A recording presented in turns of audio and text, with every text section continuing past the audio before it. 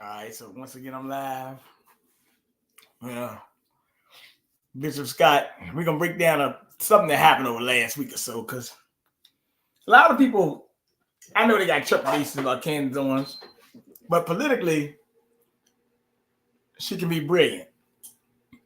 I want to say politically she can be brilliant, and socially she can be brilliant on some things, as far as breakdowns. Some things she said people don't agree with. But that's not what I'm here to debate. A lot of people saying, well, Candace might have got her a wake-up call. No. I can believe that, but I don't really think that's what the case is, because you heard the interview. She did something to me that other entertainers outside of Kanye West and others, I feel a lot of people have done it, but they always apologize. She came out and said, "I'm free now." She told him that she was not going to apologize basically saying, he said, because they wrote an article on her calling her anti-Semite. And I want people to notice something. When they call you anti-Semite, they don't say that much. They say it about the other side. They say it about white folks, but they really, really have a real issue when you say it. They really get mad with you. And they want to counsel you. They even said, "We want to bankrupt you." Well, I thought this, unless I'm thinking I'm living in Nazi Germany, wasn't that something doing back then? Bishop, sound like something they were doing back then, didn't it? Huh? Sound like it certainly does. Certainly does. Okay. I'm just making sure. And you know what, Bernard, before you play the tape, it's curious, if you would look at the word Ashkenazi, what's the last four letters of the word?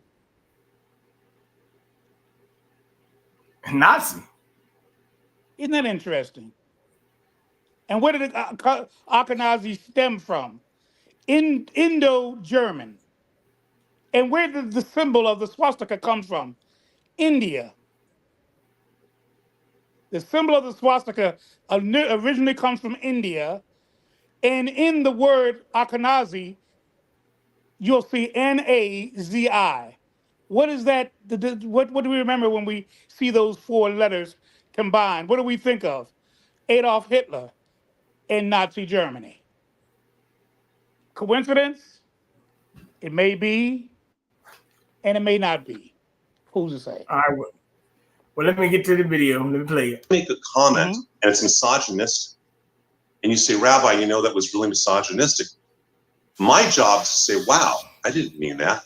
I apologize. That's not what I meant." And you do not get the right to say what is anti-Semitic or Jew hatred. I'm not trying to. I don't think I said anything about me having the right. I just said to you, would you then view, because I did host somebody who is Jewish, Dave Smith, on my show. I'm sure you're familiar with him. He's a comedian, he's a libertarian. He is not pro-Zionist. So I'm just asking you for clarity, because you're saying that you can't dismiss a Jewish person, but aren't you thereby dismissing Jewish people who say that I don't support Israel as a state? I'm just trying to have you answer that question. I will ask you back the same question. Are there blacks who do not support blacks? Are there pick the cause or the minority who do not support or actually even better? You and I both sit on the conservative side politically. We share that, right? And we face the same way when it comes to that. And we both, I think, are disappointed in those who are Republicans in name only, correct? Yes. Okay. Does that mean they're not Republicans? Well, I wouldn't describe a race as a political ideology, like a political party. That's very different. So to say that you can't be a race, like you're not black if you don't support this, is different than, like, you're basically saying that a Jewish person can't be anti-Semitic. So that would be like saying a black person can in fact be racist towards, or they're not black. Look, I'm not going to comment on black community.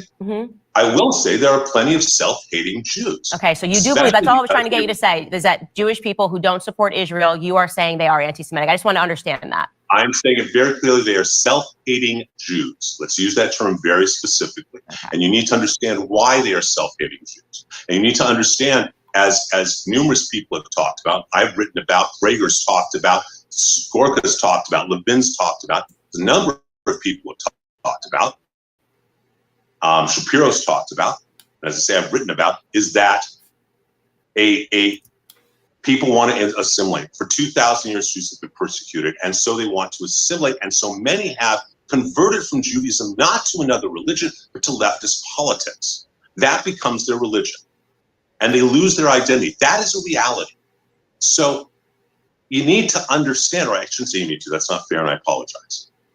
I would hope that you understand a history and an understanding that we define what anti-Semitism is. And what happened on October 7th,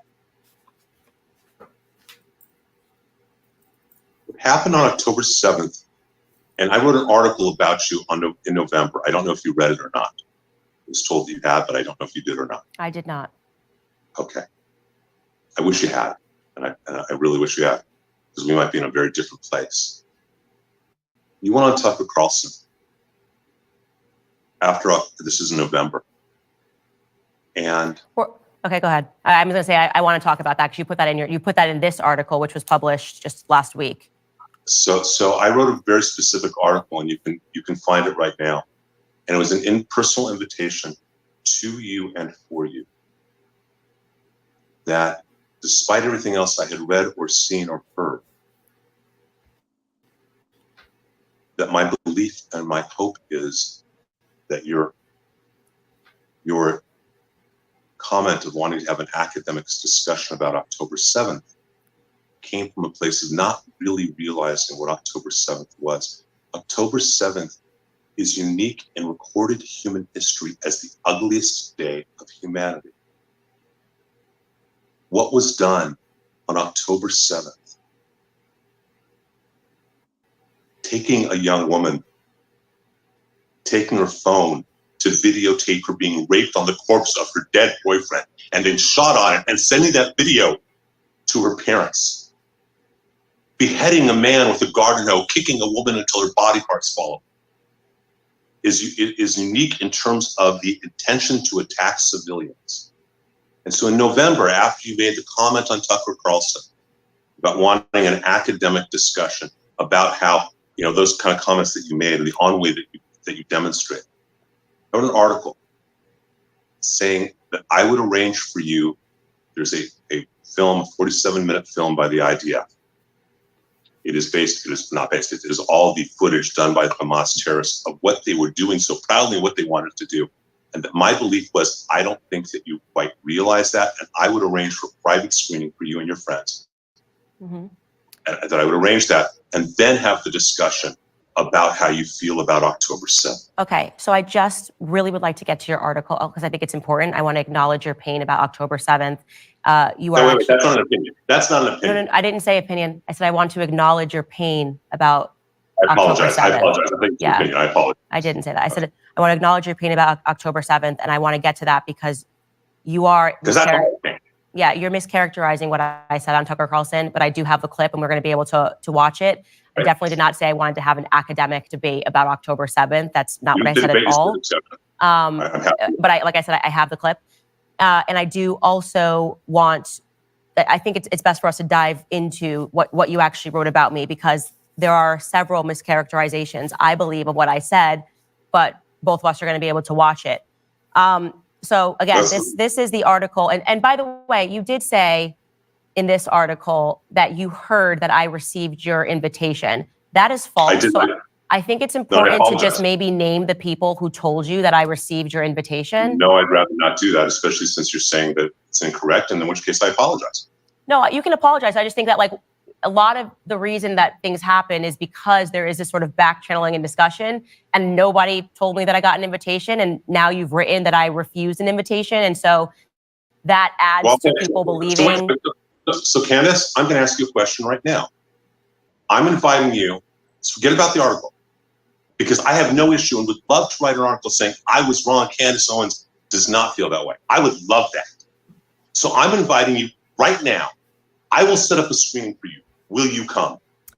If you set up a screening for me after we go through this, I want to also be able to estimate your character by going through some of the things that you wrote. You did write some things that I believe. Wait. I'm asking you a yes or no question. No. And I just said to you, I'm going to give you an answer to that, but I want to first go through your article because I want to be able to estimate. Wait. I'm asking you a question. I will take the entire article. I'm not saying I'm not going to answer your question. I am just saying that I would like to go through this, see how you feel.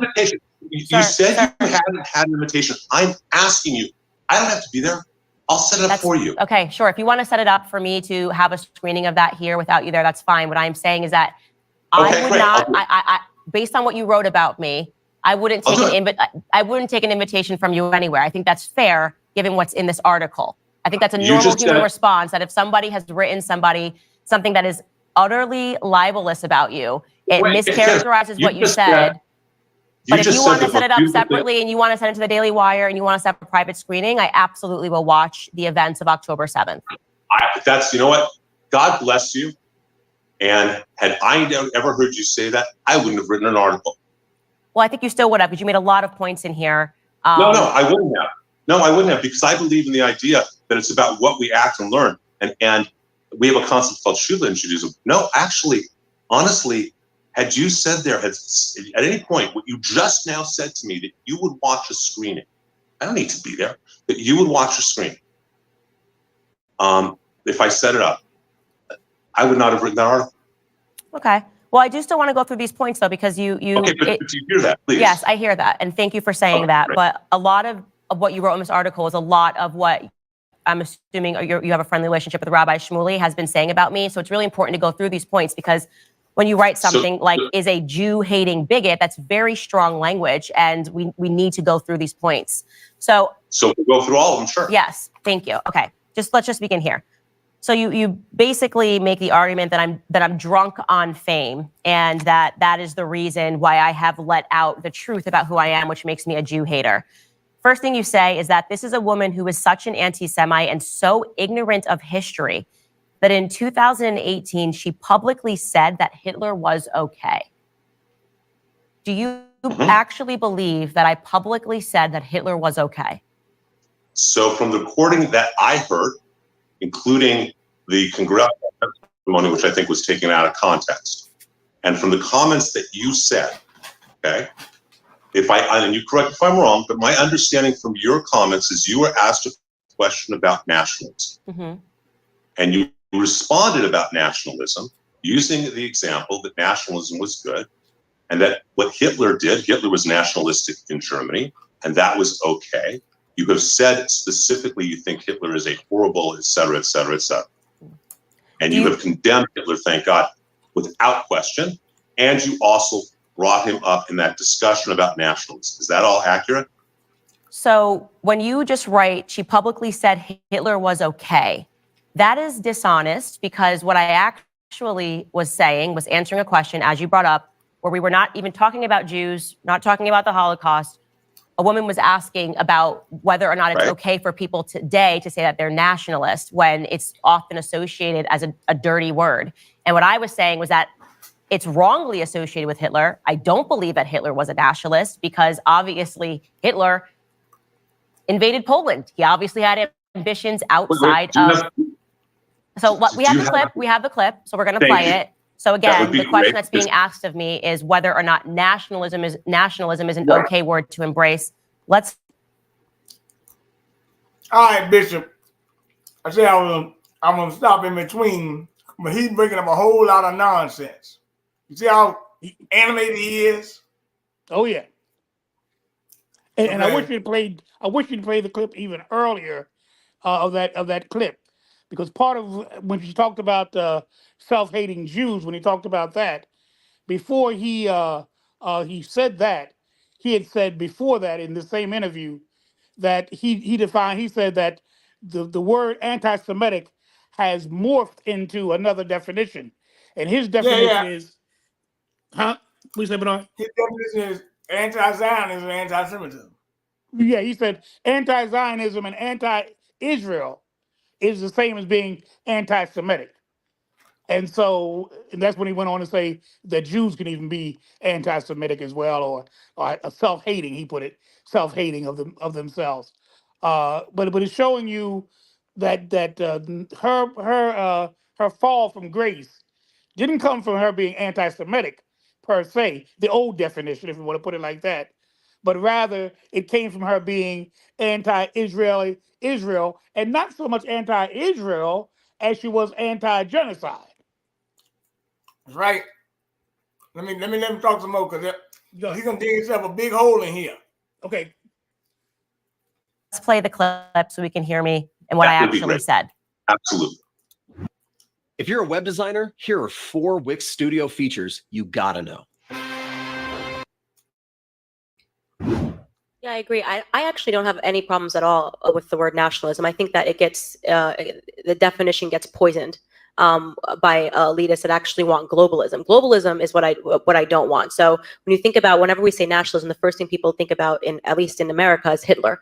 You know, he was a National Socialist. But if Hitler just wanted to make Germany great and have things run well, okay, fine. The problem is that he had dreams outside of Germany. He wanted to globalize. He wanted everybody to be German, everybody to be speaking German, everybody to look a different way. That's not, to me, that's not nationalism. So again, we're trying there to define nationalism. Does your statement, she publicly said that Hitler was okay, is that an honest statement? Yeah. So let's talk about this for a moment. Is that okay? Yeah. You were asked a question about nationalism. Mm-hmm. You responded with an example of Adolf Hitler. Yes, I said because Americans associate, the reason why they think it's a dirty word is because of Adolf Hitler. You respond, and you have subsequently, and I've seen you subsequently, and I think you even said it at the congressional hearing, you have obviously condemned him for who he was. But you brought Hitler's name into a discussion. Correct. And you justified that this is how America feels or how people feel. And that's your take on it. It's not necessarily accurate. In fact, it probably isn't from an actual sociological standpoint. But that's your opinion. Fine. But Candace, you put in the same sentence what he did if it just had stayed in Germany was okay. But more importantly, and here's a piece of the anti-Semitism. Why bring one of the most evil men of history into the discussion? You could just as easily have given any negative examples of nationalism. You chose to bring Hitler up, not them. I did, and I have no. If I could go backwards in the context of trying to understand why Americans think that nationalism is a bad word, it was appropriate for me to bring off Adolf Hitler. It is totally appropriate in any capacity when you are talking about history and historical sentiments to bring up any relevant character that has created those sentiments. So I just want to yes or no. After watching that, I want to make sure we don't run out of time here. After watching that in context, do you think it is fair that you wrote, she publicly said that Hitler was okay? Hitler was okay. Yeah. Yes, by bringing me even into the conversation, yes, I do. Okay, great. Let's move on here, because again, this discussion, we're having it between us, but I want the public to be able to, to deduce what's fair and what's not fair. You then wrote this statement. A mere month after the horrors of babies being beheaded, women being raped, and the slews of horrors from Hamas, Owens went on Tucker Carlson's show to speak about how it really wasn't that bad and why should she even care? After all, she seems to think that Hitler was okay, so what's the problem? Is that true that I went on Tucker Carlson's show and said that October 7th really wasn't that bad? Yeah, actually you did. And you did it through the implications and the words. And I actually do know where some of those clips are because I rewatched it. All right, let me stop that right there. Let's stop it right there. You're a damn liar, because that ain't what she said. I watched that show. That ain't what she said. He frightened. So he getting it crossed up, Bishop. That ain't what she said.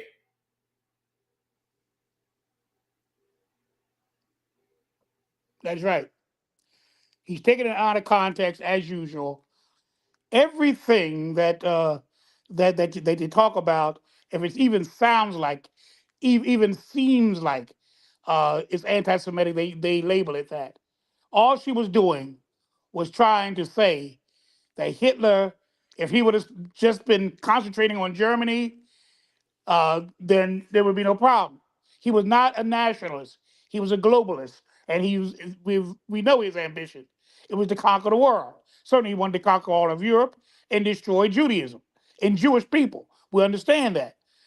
What he did for Germany, I mean, he was the one who created the Autobahn, the highway that went through Germany. He's the one during his administration that also created the Volkswagen. It was during his time. They came out of the Depression. Germany What do we came out of the drive over Depression. here? What do people drive in America? The Volkswagen. Ain't The that something? Volkswagen. It means folks, people. It's a German word meaning people's car. That's what it is. A Volkswagen is a people's car. That's what the word actually means. So, but he wants to once again tie her in to an obvious anti-Semite, and he wants to make her seem as though she was likened unto him. But there's a whole agenda. They had something against Owens, and to throw anybody in the mix to make it seem as though she's on his side or on the anti-Semitic side. So naturally, who better than Adolf Hitler, the worst anti-Semitic in all of history? But to correlate or to try to tie her into it by her merely mentioning, because the woman asked the question. It wasn't Owens that even initiated the question. It was a woman that asked the question, what do you believe that nationalism is a good thing? And she said she wanted to bring it to the point that Hitler considered himself, keep in mind, Nazi was the actual word is National Socialist Party. Workers' Party. That's what it is. That's what it actually means. Nazi was an abbreviation, but it actually means national. And she was trying to say he was not a nationalist. There's nothing Okay. wrong with priding yourself in your country, but he Now was let's more say than that. this. Because let me say this, because I'm about to break the thing down some more, because this is when it gets really hot. We're going to start getting mad and trying to cut her off and being real nasty. Okay, yep. Mm-hmm. What did he say? He said, that's not an opinion. Wait a minute. She can say what she wants to say. Hold on, who are you? You see how nasty he was getting, Bishop? And Oh, yeah, he was moving that way quickly. But it's going to get worse. Because now the word Hag is considered anti-Semitic. Yeah. According to him. Well, let me get you. Multiple times. Mm-hmm. And you specifically say you want to have an academic discussion. You specifically say, I don't want to misquote you, that you believe you have a moderate stance. Okay. Because you see the children dying and on both sides, and you talk about the pain, and I think you do feel pain about Gaza. And this goes back to the anti-Semitism, Candace. What happened October 7th is unique. It is to even make a moral equivalency.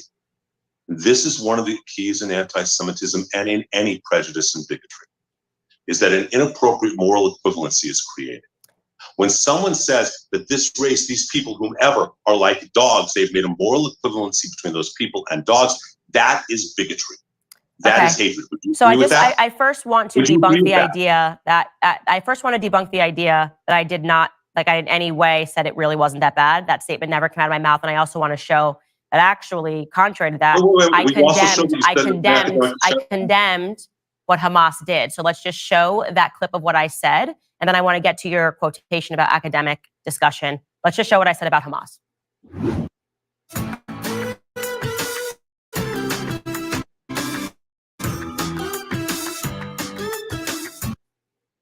I have seen every single person, including myself, condemn what happened on October 7th. Because who wouldn't condemn terrorism? It's obvious who would not condemn innocent Israelis dying.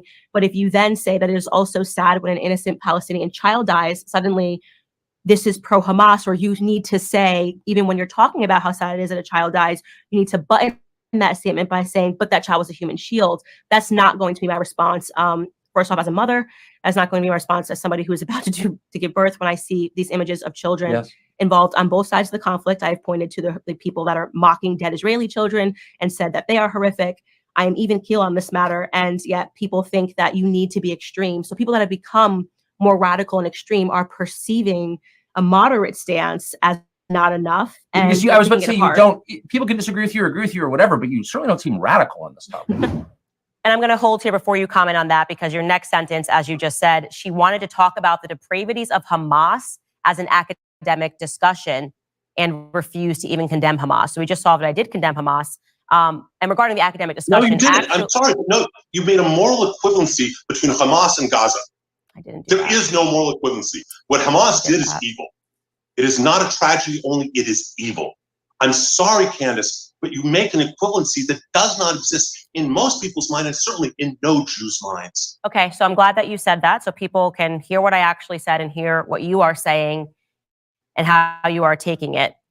I don't know how you could write this statement, she refused to condemn Hamas, when I literally said who would not condemn these horrific events. You don't condemn them uniquely evil. You put them in pari passu relationship. So you're saying that even though I did, so now you're admitting that I did condemn Hamas, even though you wrote she refused to condemn Hamas.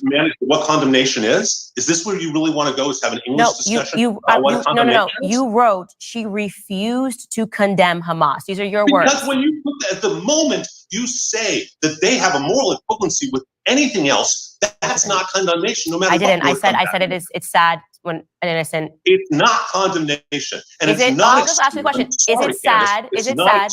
Sure. Sit there and do that. I don't want to cut each other off. Okay. Because clearly what we are having here is just a disagreement. There's no reason to get angry. Do you think it is sad when an innocent Palestinian child dies? Candace, I cry every day. And it's not just for Israel. And this is one of the things you clearly do not understand. The same way most don't, who are anti-Semites, you don't get it. I cry for what's going on in Israel. I cry just as much for what we are forced to do. Golda Meir had a great quote. She said that one day we may be able to forgive them for killing Israeli children. We will never be able to forgive them for making us kill their children.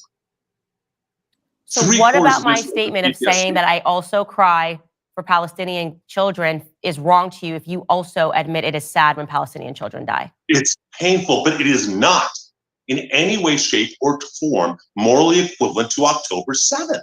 That is the anti-Semitic bigotry. But I didn't say that. I just want to be clear. People are watching. It's just not what came out of my mouth. But I'm not gonna. I don't want to get hung up. I don't want to get hung up on that. I want to now point to.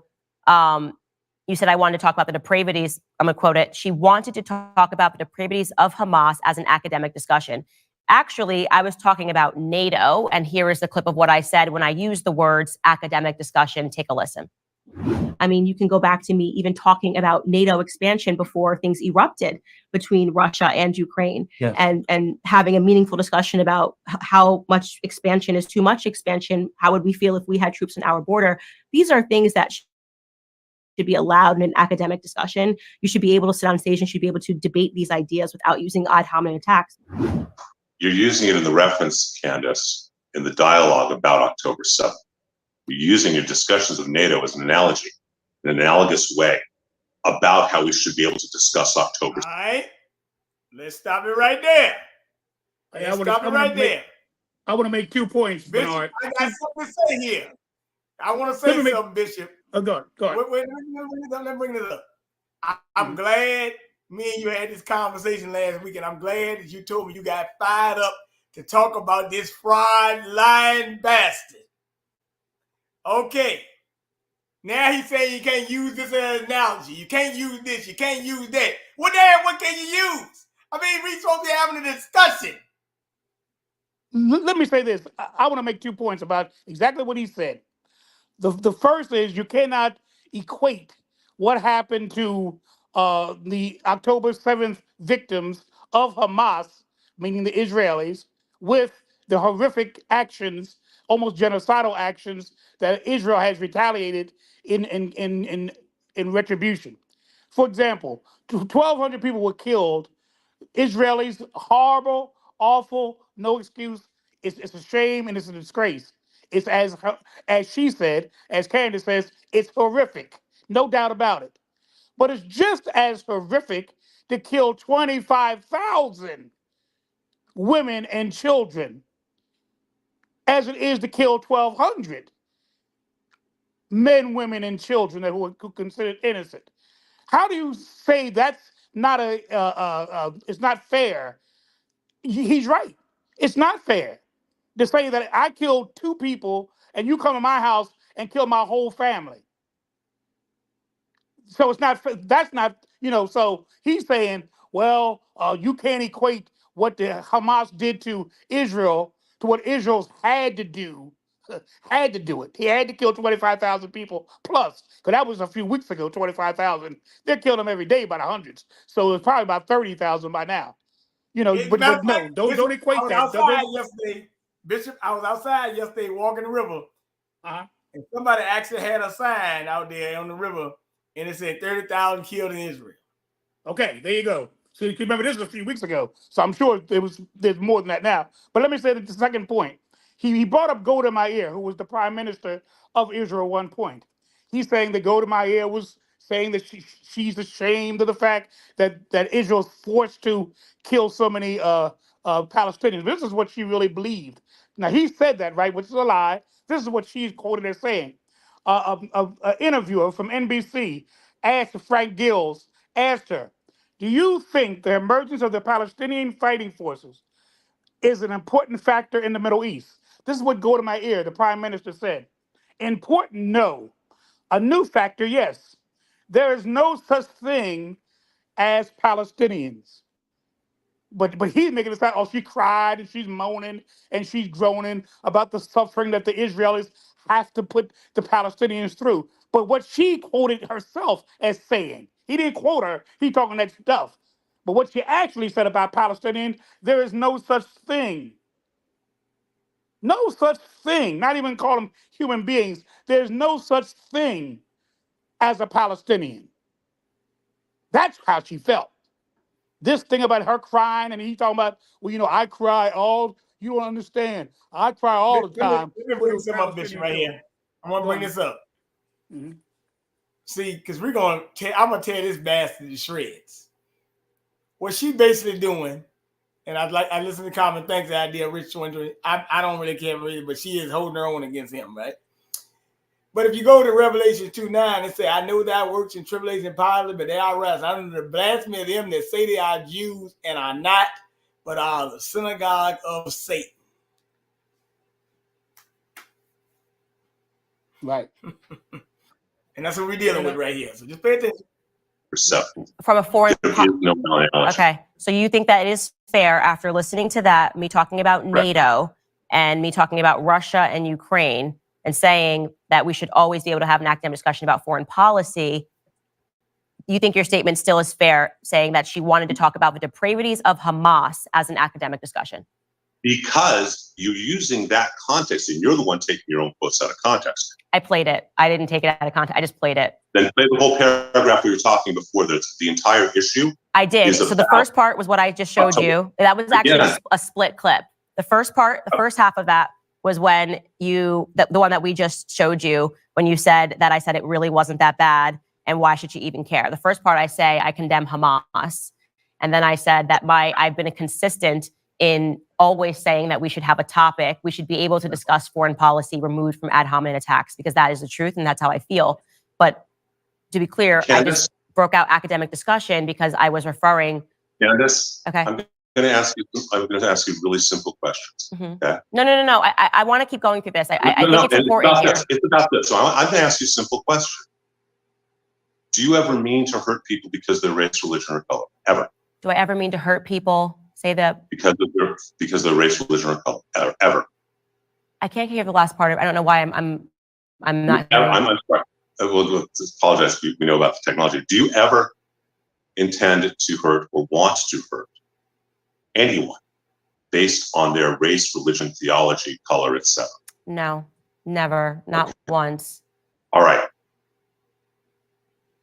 What you need to hear is your statement.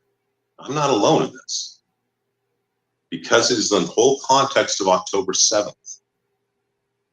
It's hurtful to Jews.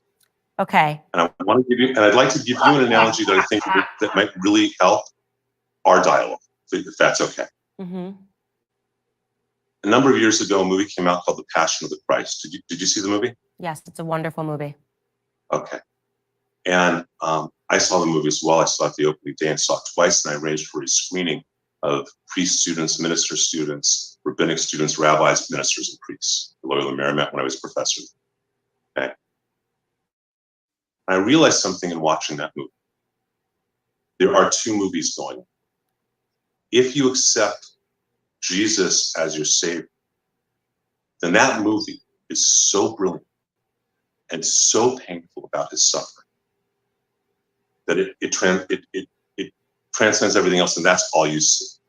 And I think you just said it was a brilliant movie, and as many of my friends did at Loyola, etc. I think it was a brilliant movie too as well.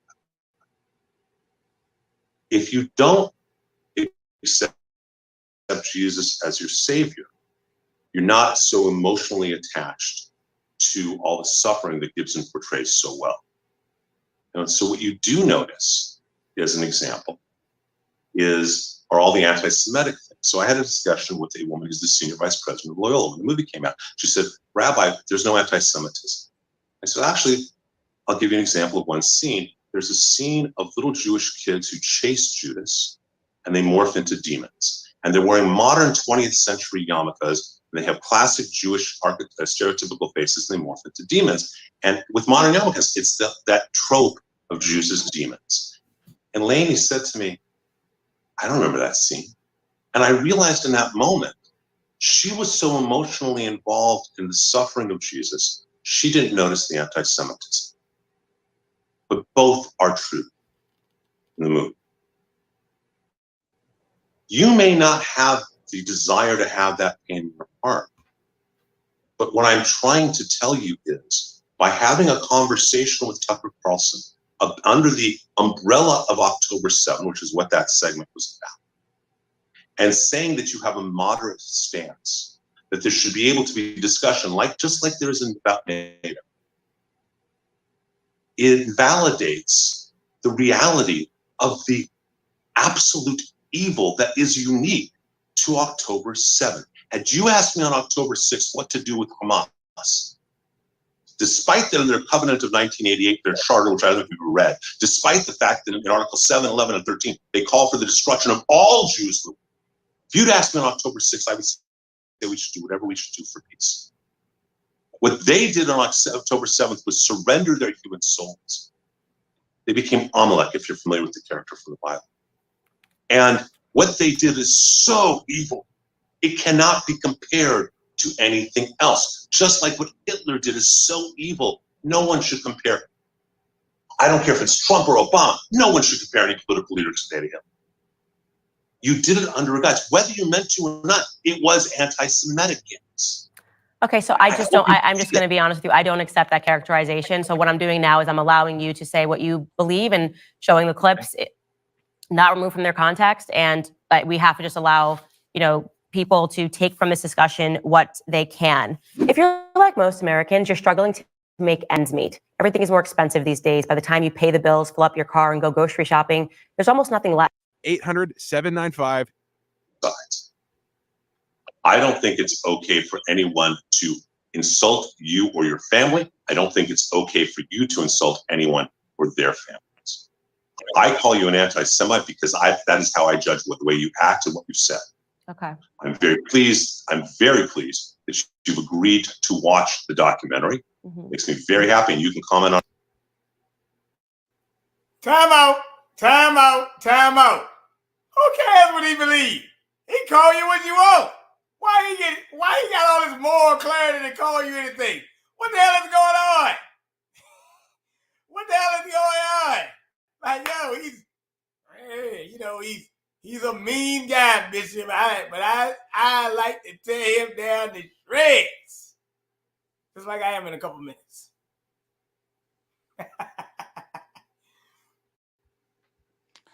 Well, I mean, you're absolutely right. I mean, he's making his point. He's making his position clear.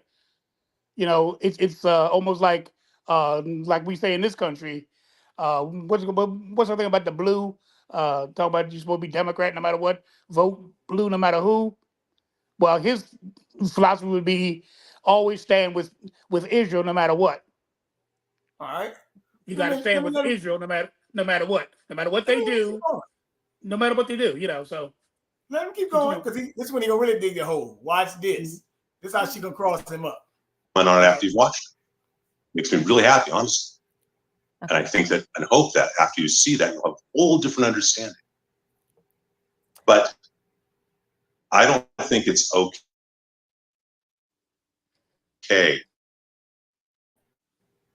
for anyone to say a personal semi. I only wish goodness on your soul, but that is how you act. Okay. That's very different than calling you a fill-in-the-blank pejorative.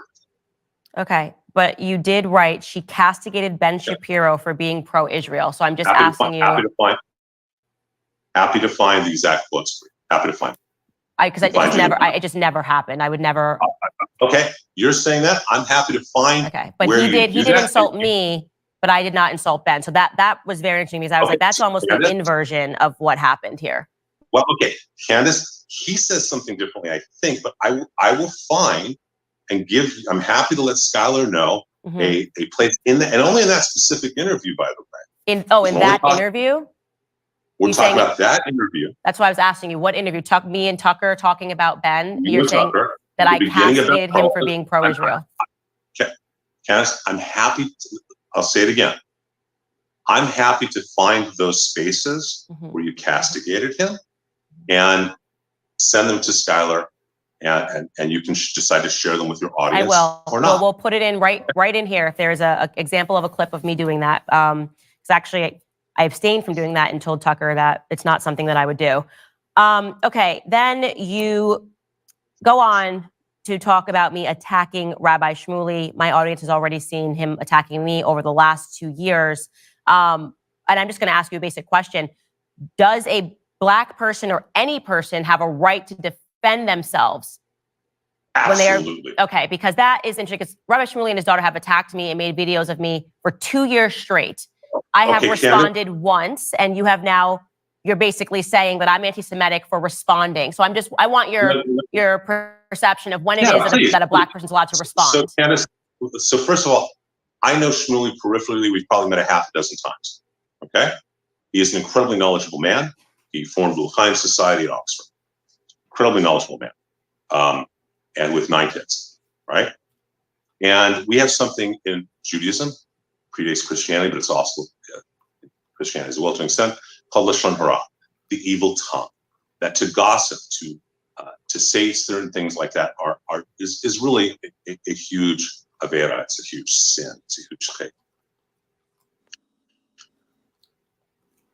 I don't know all the things that he has said about you. I do know he's called you an anti-Semite, and so have I. That's not a personal attack on you and your family.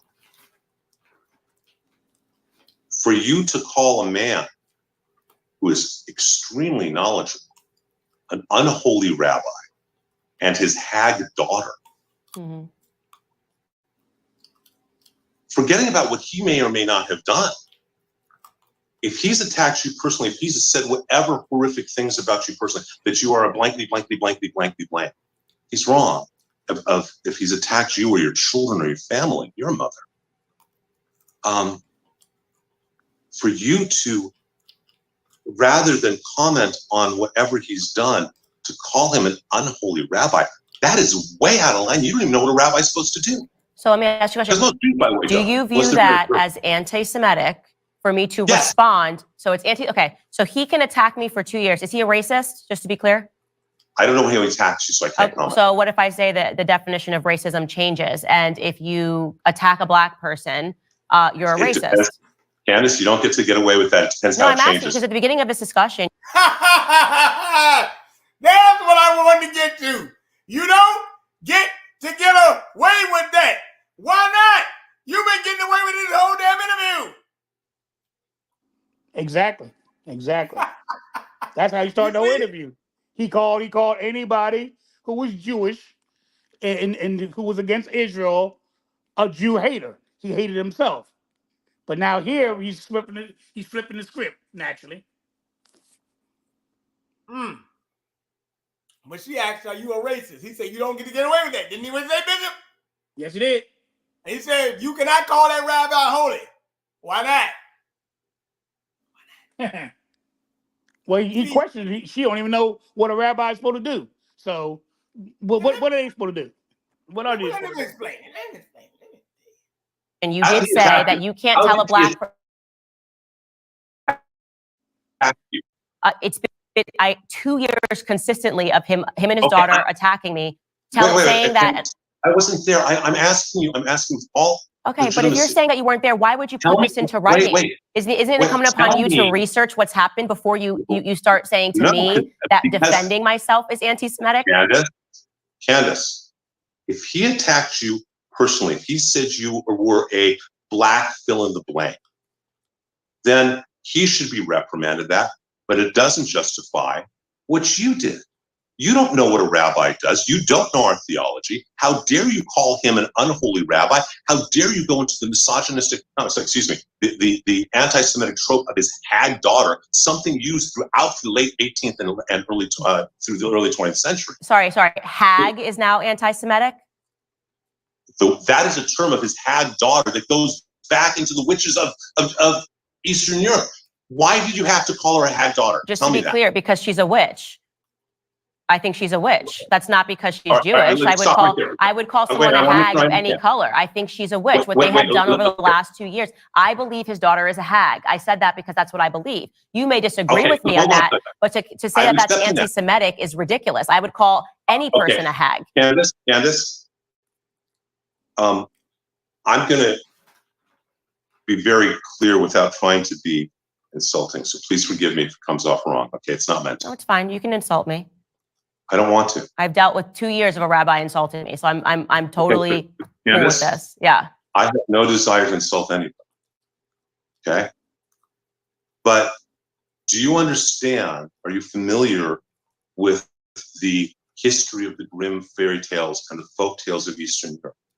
I know that we can go back and we can also say no. I'm asking a specific question. Okay. That the witch archetype of those fairy tales were specifically modeled and called the Jews. That the Jews of that part of the world were called hags and witches specifically because they didn't eat the same food. They had different practices, and they were excluded that way as part of the bloodline.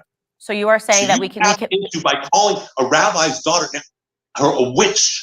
A hag daughter. You have tapped into an anti-Semitic trope that goes back hundreds of years, whether you mean to or not. Okay. Now that I've told you that, yeah. Okay. Mm-hmm. Do you think maybe there are better words to call her than a hag daughter? I'm actually not going to edit my language for two people that have been attacking me for 2 years. And so what I'm going to say is that, and I want to be very strong on this. I am not going to be told whether you want to dress it up as anti-Semitism, you want to dress it up as that I cannot respond and defend myself. I'm certainly not going to be told that I need to be contained in how I respond after 2 years of consistent attacks from two individuals. So I wanted to say on that point, you and I will never come to an agreement. I stand by everything that I said about him, and I'm not going to have that everything that I say, including yesterday, when he says that me finding the products and stuff that he sells and promotes as a rabbi to be unholy, to say that I am only saying that because it's made in Israel is totally ridiculous. But what it looks like to a lot of people, and I'm going to tell you this, and I'm expressing this in case you are an individual, as I'm sure you are, that is concerned about the rise of anti-Semitism. But my suspicion is that people that are watching this are going to think that now we are using the word anti-Semitism like BLM began using racism, right? Which is to say that you cannot, let me finish my statement. I'm just telling you what I am this is my suspicion. And I have tons of Jewish listeners, but given what you've said about Dave Smith, who is a libertarian, he is not a far left liberal. He just does not support what Israel is doing. So in this, you have said that Jewish people, you've made comments about a lot of Jewish people who maybe don't agree with what's happening in Israel. You are now saying that a person who's been attacked for 2 years still needs to be careful in how they approach a Jewish person that's been doing the attacking. No one is going to accept That's that. not what I'm saying. That's Candace, ridiculous. Candace, And that's then to not what say I this said. particular word, it sounds No, like Candace, everything that anybody says, it needs to Candace, we first need to you weigh need it to have some against the nuance. feelings of somebody and their history. I could find examples of Black people being called witches. I can't then say that nobody can ever call a Black person a witch. Even if it has what happened in Salem, you could go on, right? But the point is that if you're a Black person, you've been attacked over 2 years. I don't care if a person calls them a rabbi. In fact, I would question what it means to be a rabbi. Maybe you can explain. If you have been consistently attacking and threatening somebody, literally, he gave a quote to the Jerusalem Post, which actually I like the Jerusalem Post. They report on things very accurately, in which he says that he wants to bankrupt Candace Owens. That is a direct threat to somebody's livelihood. All right, that's where we're going to end it. Right there. Right there. We're going to end right there. What do you say? Want to bankrupt her? That's it. I ain't got to play no more. That's what I was trying to get to. I'm done with it. But listen. He said, you are being an anti-Semite, and you are not allowed to respond. He said, just shut up and take it. Is that not what he said, Vincent? Just shut up and take it. Oh, yeah. That's what he told you. You know my problem with this whole thing is this. But let me say this. I wanted to play. But let me say this, That's why Bernard. she got fired. She got this. fired because she told him, I'm not going to agree with you. Right. But let me say this. What I always find problematic with white people generally, and with Jews in particular, when they deal with Black folk, they really show themselves in how they really feel about us. I'm gonna tell you why I say that. They always talk to us like we're kids, like he's her daddy. He gonna tell her what to think, tell her what to say, tell her how to act, tell her how to respond. Somebody been calling you all kinds of names for 2 years, but I don't like the way you responded to him. Now, he done called me everything. Anti-Semitic, called me this, called me that. And yet you want me now to tippy-toe and how I respond to his 2 years attack. He and his daughter both. And but this once again is how they do it. I remember, and this is like off the beaten track a little bit, but it kind of shows you how they really think about us. It reminds me of your president, Joe Biden, and how he talked to those men and women on that Zoom call. What I say, I mean, and what I mean, I say. I ain't gonna give you no executive orders. You gotta wait till the Latinos come and you ask them to do it for you. See how they talk to us like we're kids, like we're subject to them, like we're inferior to them. And I'm going to tell you something, Bernard. I don't care what nobody says. That's how they feel. They can pussyfoot around, they can dance around it, they can talk about it. But every time you see them confront us face to face, they always talk to us like we're kids, like we're their children. They have a right to tell us what to do, what to think, how to act, without us having any kind of, we shouldn't say anything about it, but yes, sir. Yes, master. Yes, let me ask a question. Mm-hmm. Now, see, like I said, me personally with her, it's kind of like, whatever. But when I saw this, I said, yo, have Robin not saying this? Now, Bishop, what did the rabbi say? Well, not the rabbi, but the guy said, I want to bankrupt you. Right. Wasn't that why they were hated back then? Oh, yeah, it's always been. They've always been money changers. They've always been money changers from the Rothschilds to every era has had some Jewish individual who owned banks, and even now, look who owns the banks now. I mean, look who owns the money institutions now. They predominantly are. If you look at their last name, you look at all the big corporations, whether it's Paramount, who owns BET, may I add. The ones who sit on the board, the ones who are the chairman of the board, the ones who are presidents and CEOs are of that persuasion, the Jewish persuasion. Let's call it. I ain't gonna be like everybody else. Those cold words you all use. I'm not gonna say cold words. I'm gonna say what they are. He's not afraid to say who he is. Why are we so afraid? He makes it clear you anti-Semitic. He makes it clear you're a Jew hater. He calls his own people Jew haters that don't agree with him. But we got to tippy toe black, once again, black, tippy toe around. I don't want to, I'll call it the code word, the schisms and the jisms. And I have everybody, even on my, the jisms. Say who they are you're talking about. Who you talking about? He even said about us. Moody said something about the N word. If he said you are this and that, and you are black, so and so, you know what the blank is. He was gonna say a black, you know what? The black N word. He's smart enough not to say that on a black show, but he made it clear. If Shmoody had called you a black, you know what? Come on, man. Everybody know what the you know what is. What do you think we're idiots? A black, you know what? You know what he's saying. You've been around. I know what he's saying when he said black, Yeah. blank, blankety blank. I know what the blankety blank is. It begins with an N and ends with an R. So one will say what the word is. It begins with an N and ends with an R. You are black. If he said you were black, I just want to say, Bishop, because I'm gonna play this video of who the Anti-Defamation League, and these are the people that were clamoring after. Because notice it only took two a couple of days to get rid of her after this. Now after this, she had this interview. She was gone. Yeah, she was through. She was through. But like I said, I don't have a problem with her being gone because hey, it makes her look more right than him. If you look at it. Oh yeah. She's gonna be bigger now than ever before. Let me tell you, she's gonna be bigger now than ever before. She was just like she said she was free. She was contained under the Daily Wire. She was handcuffed under the Daily Wire. She couldn't say everything she wanted to say under the Daily Wire. But then she got tired of it. I think part of what happened here, she got tired of the okie doke and said, I'm tired of people telling me what I can say and what I can't say. I want to be free. So I'm gonna push a thing that I know gonna get me fired.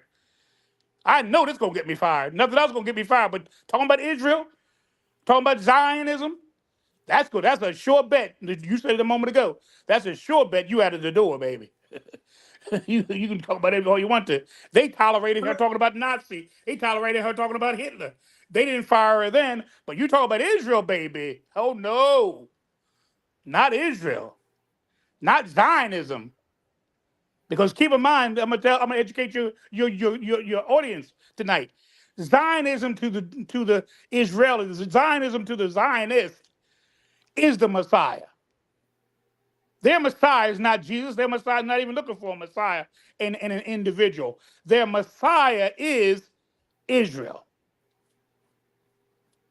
So when you talk about Israel, you're talking about their Messiah. That's why they say, even if you say Christ is king, that's anti-Semitic. She said that too. Yep.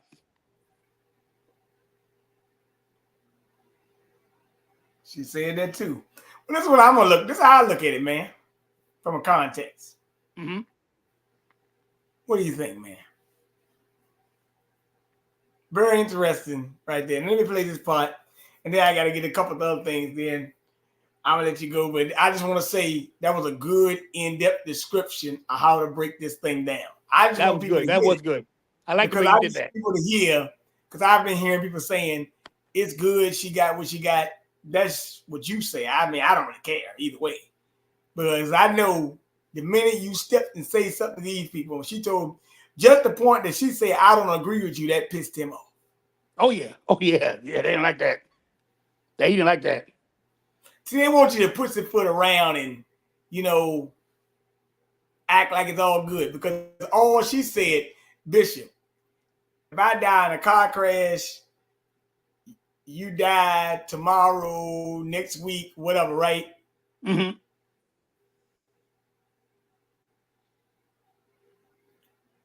You get a death certificate, you go on the ground, you cremated, or they can't find you. Death is death, period.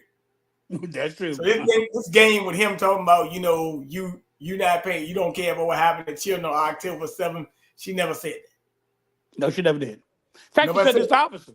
She started off with saying, I sympathize with the Israelis and how Hamas attacked them. That's how she started off. She didn't talk about the Palestinians right off the bat with the Tucker Carlson interview. She started off with the horror that took place against the Jews, against the Israelis. That's how she started. And he got mad because she said, but I'm also just as upset, just as hurt just as is affected, impacted by the thousands that are killed on the Palestinian side. And he said, how can you equate the two? How can you compare the two? Well, you're right, because 25,000 is much more than 1,200. So you're right. There is no comparison. You're absolutely right, Rabbi. You're right. 25,000 is much more than 1,200. You're absolutely right. You can't compare the two. That's right. I'm glad somebody noticing it, but I'm glad that people are realizing this fraud for who he is. Right. But let me say this, Bishop. You know he's gonna come back out again. You know you're gonna see him again.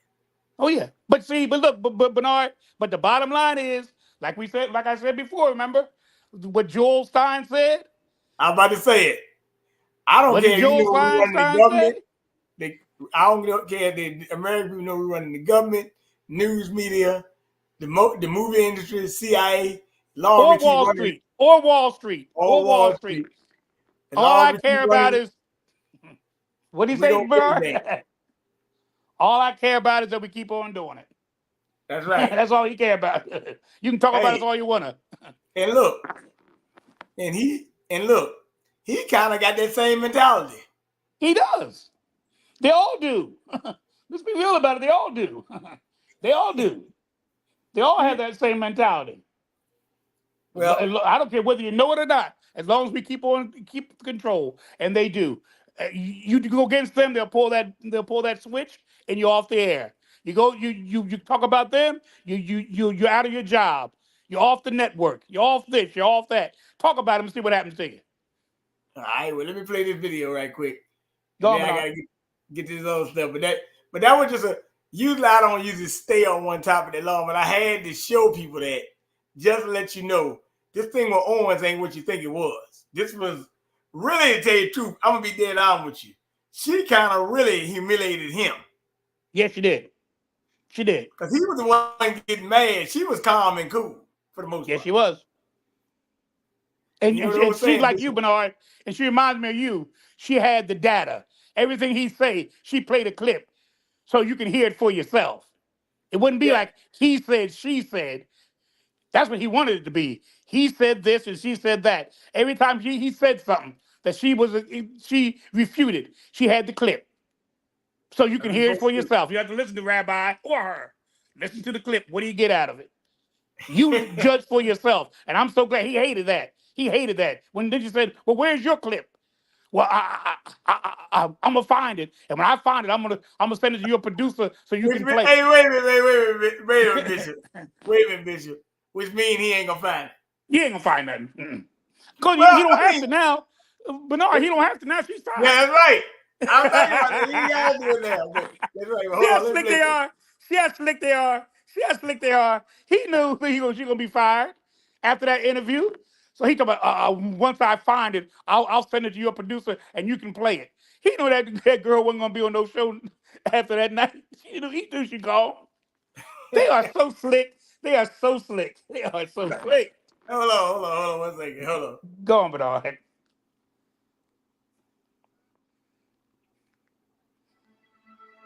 This nation is a work in progress. We are a promise and a dream.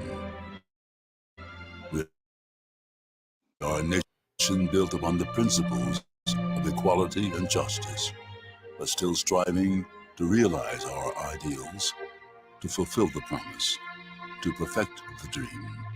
That is why ADL was founded 100 years ago, and why ADL still exists today. In each generation since its founding, the Anti-Defamation League has been a force for change, a champion of our nation's values, and a shield against hate and extremism.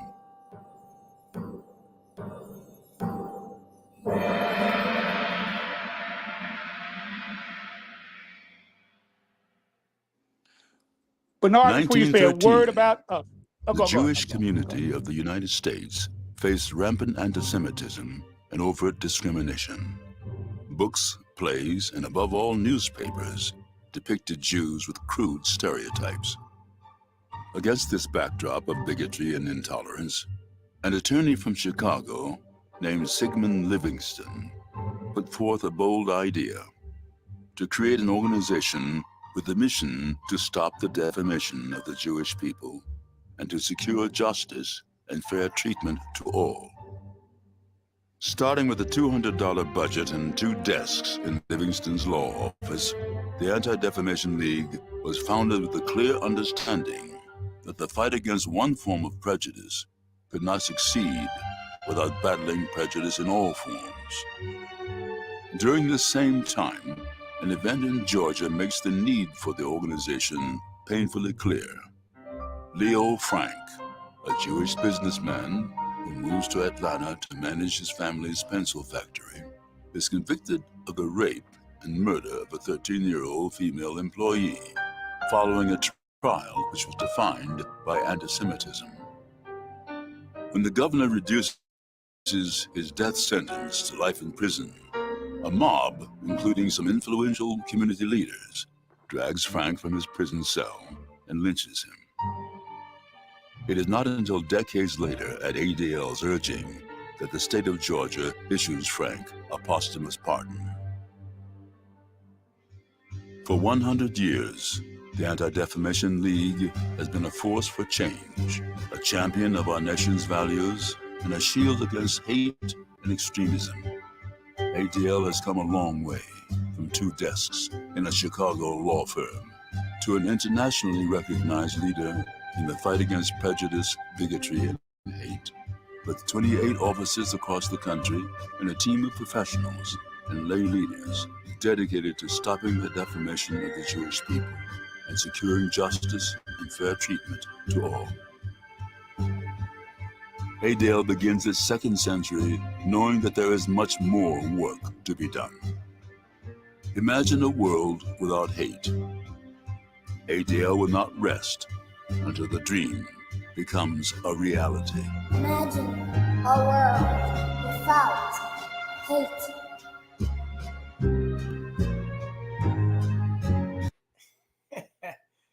Wow, I am amazed. But you know what I'm amazed at, Bernard? And maybe you didn't catch it. But listen to this. Who narrated that? Whose voice was that? I didn't really pay attention. Tell me. James Earl Jones. They got James Earl Jones. James Earl Jones. You didn't recognize that voice? Didn't you hear Darth Vader in that? Yeah, I just wasn't paying attention to the voice. I was Yeah. That was James Earl Jones. I said, wait a minute. That voice sounds familiar. I said, oh, I know who that is. I know who that is. I've heard that voice too many times in my life. What do you think about that? What do you think about that? Let me know what's your thoughts on this, man. I'm just so stuck on the fact that they got a black man to say it. To promote that propaganda. But see what they do. I'm gonna tell you the truth. That's why I see why now. I see why they run Wall Street, the government, Hollywood, and everything else. I see why now. They are geniuses. I gotta say that. They are geniuses. And they talk about the money, they talk about business and all that stuff. They are geniuses. Who better to promote the ADL in Judaism? Because he kept on talking about the Jewish Mr. Franks and how he was persecuted for raping a woman, all the stuff that, everything they talked about. How this was like a savior for the downtrodden and all this kind of stuff. Who better? That deep, powerful black voice narrating this propaganda. They get us to do anything for a few dollars. Ask the Black Caucus. Get you to do anything wait a minute, Bishop. for a few dollars. Well, according to Ms. Owens, they want to bankrupt her though. Oh yeah, well, because she's not playing ball. She's not playing ball. She's not playing ball. You don't play ball, they kick you out the game. You're a sportsman. when you don't play according to the rules, what they do? Kick you out the game. Kick you out the game, right? She done fouled out. Hey, look. Well, look. So, a couple of days, man, there's been so much stuff going on, and they got so much stuff. Florida, I think, passed a 6-week ban today on abortion, so I'm pretty sure that's the April Fool's joke of the day. But I want to get this interview that I was playing last night, and I'm gonna get to it, and I want you to hear this, Bishop. Bishop, what I always do when I always dissect where they coming from. You bring the receipts every time you talk. And I took You bring the receipts. Bishop, You bring the receipts, Bernard. You bring the receipts. This rabbi. That's what I'm saying. I said we're gonna bring this rabbi down the street. Yes, you did. We're gonna bring him down to his knees because he is lying. He's a liar. He's a liar. But Bernard, you do it. But you do it. But you do it, Bernard, always by bringing the receipts. Never your opinion. Yes, never what you think. You just bring the evidence. Let the evidence stand on its own. Right. And that's what they say in court. Let the evidence stand on its own. Well, and that's what you did tonight with that rabbi. The evidence stood on its own. Yeah, I let you know how he was trying to cross the thing now. That Franklin Zuna says Candace Owens will be bigger than the Daily Wire. She has more Indian talent. Technically, they're gang masquerading as producers of wealth than they're actually criminals. I don't know, Bishop. How about this? They not living. Hey, Bishop. They don't like that. They having a hard time. Let me go in my comment section, but that's okay. Hey, look, but check this out. Let's get to this clown right here. You know this guy, Mayor Eric Adams. He's from around the lives of people, not being paid millions of dollars for it. If we're really true to what we said we want to do, why do we have to pay you millions of dollars to do it? Why don't you come on Rikers like I do and volunteer? Why don't you come and really be committed? Because people are not committed to us, brother. They've been playing us. This is a street hustle that have been going on for years, and people have eaten off of the dysfunctionality of watching us stay in these permanent states of being. A lot of people are upset too, and they feel like the prison reform is bad for New York City. They're saying people do crimes, they get out immediately, and then they commit the crimes. We just seen an officer that passed away a couple of days ago. Rest in peace to him, and always healing energy to his family. But they say that individual was arrested for a gun and has a record the size of we don't know what. And they're saying that people are doing crimes and they're getting back out. Officers don't want to arrest people. A lot of officers don't even want to be officers anymore because the people that they're arresting get out so fast. So what do you say to that? And brother, let me tell you something. I say this term all the time. Idealism collides with realism.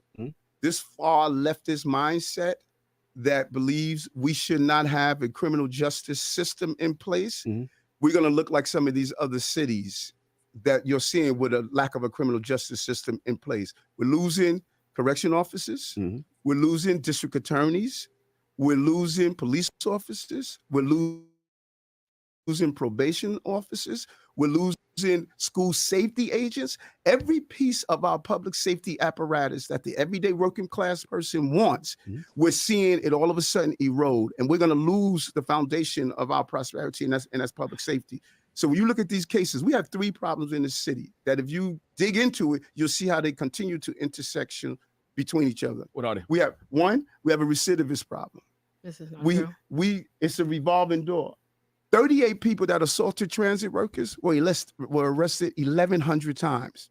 545 people that were arrested for shoplifting were arrested 7,500 times. The person who shot that police officer, his driver was just arrested for having a gun in April of last year. Now he's back doing the same thing. Bishop Shaq wanted to join. For some reason, he wanted to join, so I said, I just sent him a link. What's up, Shaq? Come on, Shaq. Hey, what's Shaq? How you doing? Hey, peace. How you gentlemen doing this afternoon? Not bad at all. How you doing, you vicious anti-Semite? Man, that was a funny video, Shaq. I was laughing my tail off, but hey, she tore him down like a cheap suit, but he was very upset. Yeah, he got to say, but see, that's what I'm saying. Racism always supersedes anti-Semitism because this pro-Semite got the black woman fired. See, they always said that's what they do. And I know you're going to go back to Eric Adams here, but just as a footnote on that, see, they said the definition of racism is one who has the power to implement his bigotry, his bias, his injustice. He has the power to do it. So we have no power to do anything to the white race. None. None. But they got a whole lot of power to do something to us. Well, yeah, I think she did an excellent job of. She did. It was a public display of a difference of opinions, but it definitely seen the viciousness and the malicious intent on the opposing side. You know what I'm saying? And they probably gonna screw up the video probably they from. hate your ass. They're probably gonna screw up that video and soon from social media because it actually exposes them more and more and more of the behavior and the mentality. You know what I'm saying? So eventually, all Jewish people gonna have to make. They're gonna have a choice to make. Well, either you're gonna continue, they're gonna have to disassociate themselves with these Zionists because they're gonna get wrapped up in some stuff, and people's not gonna continue to keep taking this malicious intent and impeding on other people's cultural beliefs and religious beliefs and social economic standards. You know what I'm talking about? Yeah. Wait, start right there. Wait a minute, because when I ended the video, she pointed out that he said that another rabbi came out and said we want to bankrupt you. Yeah, that's Shmuley. the stuff he's talking about. Rabbi Shmuley. And that's what he did. That's what they're trying to do. They fired her. So they're trying to bankrupt her. But I think it's going to backfire myself. I think she's going to be now more popular than ever before. Well, I'm glad that it was public, and it wasn't. She didn't go behind the scenes and patch things up. Maybe she probably did after that, but I'm glad they had that public discourse. This is how we should always display. If there's any disgruntledness or disagreements or any name calling, we should have a public discourse so everybody can see. You know what I'm talking about? And people make their own decisions. Well, I mean, now I want to say this. One thing he said, and he keep on coming up with this. You don't get to say this, and you don't get. Wait a minute. We're supposed to be having a discussion. But she played clips.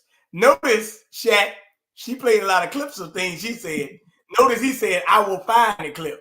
Well, she gone now, so you don't have to worry about it now. He don't have to find nothing now. Hey, that's a smooth boy, Shaq. Yeah, I mean, and then don't you think, Bernard, he and Shmuley and Ben Shapiro and everybody else hadn't already plotted it. Even that, him even taking the invitation was an opportunity that they thought was going to finally shoot her in the foot. And what she did was she took the gun and shot them in the head. Shaq, Bishop said she took the gun and shot him in the head because she came with smoke. See, he was getting all mad and razzled like, oh yeah. No, actually, Bishop, you got it the other way. They shot at her, and they was bad. They was bad marksmen, so they actually got ricocheted and got hit by their own bullets.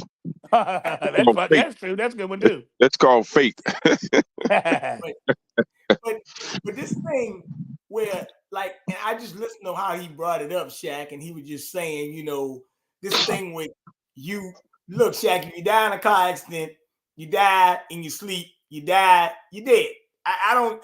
This more equivalent thing he talking about is you talking about you don't care, but you don't care. He make it seem like you don't care if a child dies that's Jewish, but if it's a Palestinian child, you care. Nobody ever said that. See, he making all these distortions. Okay, he trying to make you bow down to his will. Don't they always? And particularly black folk, they want us to bow down to their will. They talk to us like we're kids, like I keep on telling you. They condescend to us because they think we're really inferior. And we have no power, we have no authority, so they can just demand of us what they want from us.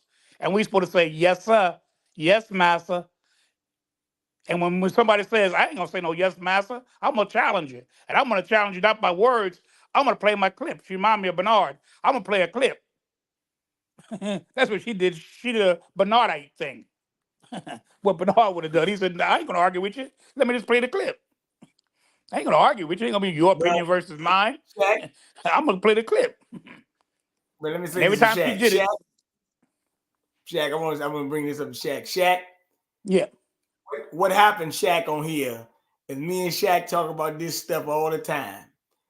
This is how you gotta have these people. You got to get these people in a public discourse, and we gotta exchange what your ideas is and mine is, and we are not one and the same. Point blank. Period.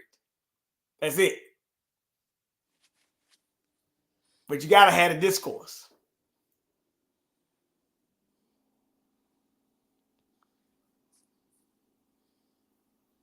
Me and Shaq said you would like to debate them, and the reason why he got mad because she started talking about what do you say? You can't debate. You don't know what a rabbi does, or you don't know how knowledgeable somebody is, and all that. That was a bunch of nonsense too. And I think she was being very decent because the charge against this rabbi is that he sells adult toys, sex toys, as a living. He has a sex shop. That's him. That's right. That's him. That's you him. know what I mean? That's So him. that's what Yes. she means. That's what she meant, but she said he's unholy. How can a holy man, a rabbi, actually own and sell sex toys? I mean, come on, So that's what she means by unholy. He talks about people, he gossips, and he runs a sex shop. Selling paraphernalia, sex magazines, Shaq, porno what stuff. do you think about a rabbi that's running a sex shop, Shaq? What do you think about this? A rabbi running a sex shop. We know about it, but I'm glad that he knows about it too. But that's why she put him in question. Come on. Talking about I'm a rabbi, I'm a holy man. Now pass me the dildo. Go ahead, Shaq.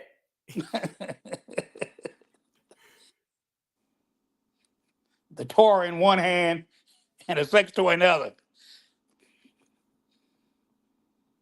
I don't know yet, but I thought he was on. I muted him? No, I didn't mute him. No, he's still on. Oh, okay. Right. Well, Shaq, whenever you ready to talk about it, go ahead, man. I just man, he went off. Well, Yeah, he's on. Well, he might have sometimes he say something wrong with his phone. I don't know. This thing's so crazy, man. These days with these phone. Never mind. All over again. These guys are arrested. This officer that I spoke with didn't even realize. Are bail eligible is that if you commit a crime and you're rearrested, that you bail can and will be set on you. So that's the first thing. Second of all, they have conducted multiple studies, but the Brennan Center literally just put out one. Less than 2% of anybody in New York City that's released on bail is rearrested for any violent crime. More importantly, in the same breath that you want to sensationalize, we want to highlight and point out, an officer was killed the other day, which is a rare occurrence across the United States, but let alone in New York. New York police officers have killed at least 7 people this year, including a 19-year-old. An NYPD officer killed a 19-year-old in Queens yesterday. I'm not going to dismiss the loss of a life of an innocent person that wears a uniform to protect us. But you do, of the 31 people dead at Rikers and the 19-year-old killed yesterday. I feel like I don't want to take you out of context, and I don't want people to all of a sudden criticize that you've been dismissive of a young man being shot. Mayor Adams, that's not going to work on me. I'm not trying to work anything on you. I lost a member of the police department the same way I go to see the mother of the 11-month-old baby that was shot in the head. When I first became mayor and I sat in the hospital with her, the same way I go visit these mothers who lose their children to gun violence, I go see them. Yes, but not the mothers of the people who are dying in Rikers. Just as I go to see the family member of a slain police officer, I go visit those parents that lose their loved ones to violence. Are you visiting the family of the? First of all, yes, I did. I held a Riker. I represented hundreds. You went to visit the family member of a slain officer? No, not the slain officer. Okay, of course you did. No, but what about the 19-year-old that was killed yesterday by NYPD in Queens when he called for help? Have you said anything about that? Are you visiting them? Yeah, first of all, is New York safer or not? I'm sorry. Is New York safer or not? Okay, we just showed the graph that we put up, right? There's a graph that shows how many people murders based on 100,000 people. It shows a graph, each city, the large cities in America. New York is the least. New York is the safest big city in America. Should we say crime is down or should we say it's safe? Because I think it's a difference between saying crime is down and saying something is safe. And say, well, randoms. And if I'm 330 pounds and I lose 30, I'm still what? right. You know what I'm saying? But random acts. That's why. What I must do with New Yorkers is give them the facts, not give them what people are spewing out there. The facts are clear. As I've always stated, we are the safest big city in America. And as people talk about reporting the reports that come out and reporting how things are done, no one wants to report the fact that everyone is saying across the globe, New York is the safest big city in America. Are we trending the right way, Oliemi? I think that New York, I don't dispute that New York is safe. What I dispute is how Mayor Adams' own rhetoric is the reason why people don't feel safe. I agree that New Yorkers don't feel safe because of the way that NYPD, the Post, and Mayor Adams go about sensationalizing crime. And I'm asking you to talk about it differently. And listen, and you have a right to your opinion and your belief. You and I have a philosophical disagreement. As many. It's not about the philosophical disagreement. Many people on the far left disagree with me. You know, many people on the far left, they say, Eric, people should be allowed to sleep on the streets. No matter what, they should be allowed to sit on your stoop and inject themselves with drugs. They should be allowed to go in stores and steal whatever they want. They shouldn't have to pay on the subway system. They should be allowed to carry a gun and be able to come out the next day. Like, people disagree with me all the time. Earlier, you asked me to point out the rhetoric. Earlier, you asked me to point out specifically what you say to fairmonger about crime. So I just would like to say Exhibit A, like what you literally just did. You continue to say in this that New York is the safest big city, while simultaneously you are the one sensationalizing the crime. I point out facts. Which is the facts? Is it safe or is it not? All I know is when I came in office and I stated that I wanted to I'm not allowing people to sleep in tents on our streets. They're going to get the care that they deserve. The far left attacked. No, we attacked you because you made it so that people could be involuntarily committed. Yes. And listen, if I'm sitting down with you, brother, and I'm in a tent with you or an encampment, and I'm seeing human waste in the corner, I'm seeing stale food, I'm seeing drug paraphernalia, and I'm hearing you talking about you only here until the spaceship comes to take you to your next planet.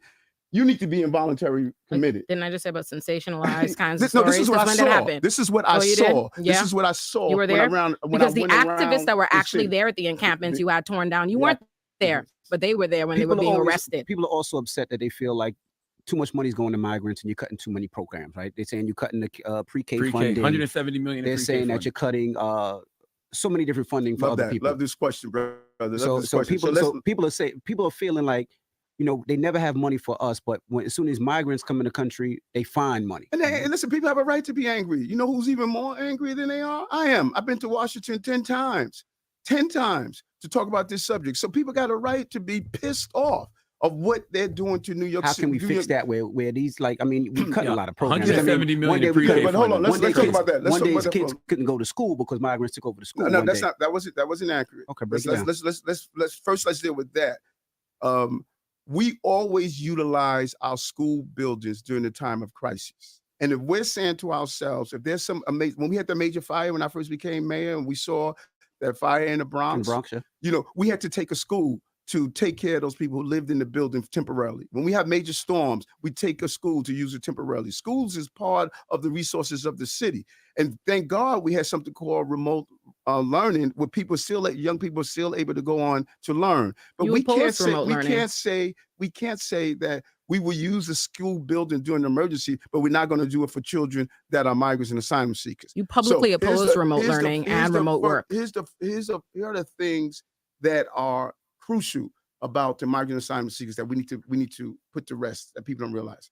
Number one, I don't have the legal authority to stop the buses from coming in. That's against law. I don't have the authority to allow them to work, which they want to do.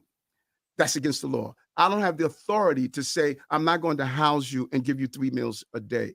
It's against the law for me to do it. I don't have the authority to deport someone that commits a crime here in this city and turn them over to ICE. That's against the law. So what we had to do was figure out, how do we house people? And so some people say, well, Eric, you're giving them more than what you're giving us. Go to the HERC centers where they are, the shelters. Their restrooms are outside. Their showers are outside.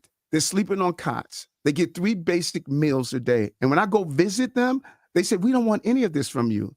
All we want to do is have the right to work so we can provide for ourselves. Well, in less than 30 days, migrants won't be allowed to work per federal guidelines, and they won't be allowed to be housed in NYC anymore. So where would they go after that?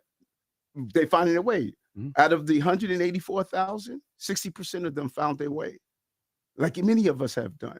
You notice you don't hear about the Where they gonna get housing in 30 days though? Many of them, we giving them intense care. We're not just telling you come here, hang out for 30 days, and we're not gonna help you. No, in those 30 days, and if you're a young person, you get 60 days. But in those 30 days or 60 days, we're giving you intense care. We're showing you how to find your way in our city. We're showing you how to go about applying for housing, how to go about applying for the services that you need. And some people are saying, we never wanted to come to New York at all. We wanted to come to another city, but Governor Abbott said, no, we're sending you to New York. Think about this for a moment. We got thousands of Ukrainian migrants, thousands. Do you hear about them? No, because they could work. Just Mexican and Africans are the only Because ones we they hear could about. work. They have the right to work. So we wouldn't even be having this conversation if we gave them the authority to work. And you know the real irony of this? We need workers. I need lifeguards. I need food service workers. Many of these migrants from Venezuela are nurses and other professionals. I need people to backstretch workers. Other states are telling me, Eric, we will take the migrants and the asylum seekers if they just allow them to work. We're not going to take them and just have them sit around every day. If they're allowed to work, we would take them. I agree the with national government. She agrees with you. I agree with you that migrants should be. She agreed with a lot of stuff. No, I trust you that I do not. She's on that train. I'm sitting here, Mayor Adams. She's going to be dialing 911. First of all, I ride the subway every day. I've worked as a public defender in this city and represented thousands of people. So please spare me. No, I'm not. Do you think more police make people feel safe, especially black and brown no, people? They don't. No, black and brown people? Yes, brother. Oh my God. I just had a town hall. I just had a town hall yesterday. All these black and brown folks inside that town hall. Number one issue they came up with. We want to feel safer. We want more cops on our corners. People want to feel safer. It doesn't mean they want more cops. And if they did, New York City has the most police in the country. We have the largest police department in the country. How many more police do you want, Mayor Adams? You go do an analysis across this city in communities of color and ask them. I live in You Flatbush. want us to take your police over? Go ahead. Now, for him to be an elected official, right? Mayor, right? Yeah. He sure has no decorum when the young lady is talking. I noticed when she's talking, he don't give her a clear respect to let her get her views out and her points out. What's up with that? Yeah, he's a snake oil salesman. I told you about it. He had a long time ago. And first of all, these are illegal immigrants. They keep saying migrants. They illegally came into the country, yo. He said he ain't got no power. He ain't got no power to do nothing, man. He said I can't do nothing. These are federal. These are federal criminals. No, like you say, I can't give him work. I don't have the authority to do that. It's against law. It's against law. I can't do that. I can't do that. He just keep on chomping a bit. You know. Yeah. Okay. Bishop, don't Eric Adams remind you of a snake oil salesman? He certainly does. I tell you, that man. Now, just keep in mind, he also just recently gave some money for millions of dollars that he allocated for immigrants in credit cards. So you know he's talking about this. He's talking about we try to do that. We try to do the other. But keep in mind, he's also doing some things as all politicians do. I know. I mean that's their game. That they're always doing something that is right. He's allocated 53 million prepaid card program called Better Way to Do It. So he's giving migrants $6.7 million per year. This is so ridiculous. You know, he got Chicago giving their migrants $9,000. This guy's raising $53 million to pass out prepaid cards. I mean, come on. All right, Bishop. Now I'm gonna ask you some questions now because we got look. I mean, I want you to hear this, Bishop, because you know I'm switching up because we've been on for a while. I'm gonna bring this stuff up because I told you I was gonna bring up a couple of topics. We brought up the Jewish thing. We brought up the American thing, where I said now I'm gonna get to this thing with Biden and the other day with the Christians and the transgender day of visibility and all this other nonsense, right? Oh yeah. I gotta get to that, but I want to show you where this is coming from because it's not just coming from that. Forget that daggone damn Easter Bunny. You got NBA. You got a guy that's about number one pick in the draft doing this. Watch this, Bishop. Tell me what you think about it. Matter of fact, I'm gonna let you comment on this when you see it. Okay. Everybody wants to be a kid running on the field that doesn't have anything really associated to Notre Dame other than possibly their family going there or him going there himself. Got a lot of guys over here that I got to lead. So some opinion of a sheep, Lions don't worry about that. So, keep moving on, keep fighting, fight on. Thanks, Caleb. Awesome. Thank you. What is going on with Caleb Williams? So I guess he was being taunted in real time. So Notre Dame put a spanking. Notre Dame spanked the baby when it came to USC. I'm sorry. Y'all boys got tagged. I think it was a blowout, double digits. Looking at this response, I get it. I understand. But the reason why Caleb was getting taunted was because of his nails. Yes, for some reason, and I'm not sure why this is privy information to me. It started, I'd say now 3 years ago. It was my last year of high school. My mom does nails. Just started off there, and she's done it for my whole life. So it's kind of always been around me, and then nobody else does it. I like to kind of do new things. I don't really care what people have to say about it. So every week it changes? Every week it changes. Oh, there's nothing wrong. I get manicures now. Yeah, There's nothing wrong. We got to keep our hands fresh. It's interesting. Football has taken a very different dynamic. Now it's about branding, marketing, and advertising. Now that these college athletes can get NIL deals, there's a lot that goes into it. So Caleb is in the business of nails. So somehow, some way, his mom paints his nails. And I was like, okay, that's kind of interesting, because I was having a conversation with a friend and he was taking the point of, yo, when you start to paint your nails, that makes you more feminine. And I was like, actually, I don't know. I don't think so, because I've never met these men. So I'm not sure that painting your nails makes you more feminine, but it is an interesting skill set to want to pick up when you're playing football. Like when you're leading a charge of young men, painting your nails was not the first thought to me, but I understand. I get it. It's all about marketing, branding, and advertising, because I want to say Caleb is definitely in the top 10, maybe even top 5 of NIL deals, making upwards of maybe 8 figures, maybe $1 to $2 million a year. So when I look at it like that, I'm like, he's being taunted because of his brand approach.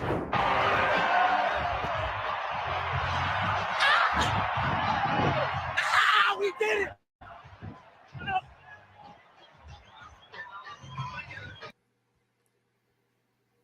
So what's going on here, Bishop, is you got NFL players, and you got one play for Duke. He got a contract with Sally Henson. So these players are getting deals now and there. And this is why I told you that this stuff with nails and things can go wrong. You know what I mean? Like, not nails, but these deals can go wrong because they can get you to do a bunch of dumb stuff. But that's fitting the transgender logic, if you really look at it.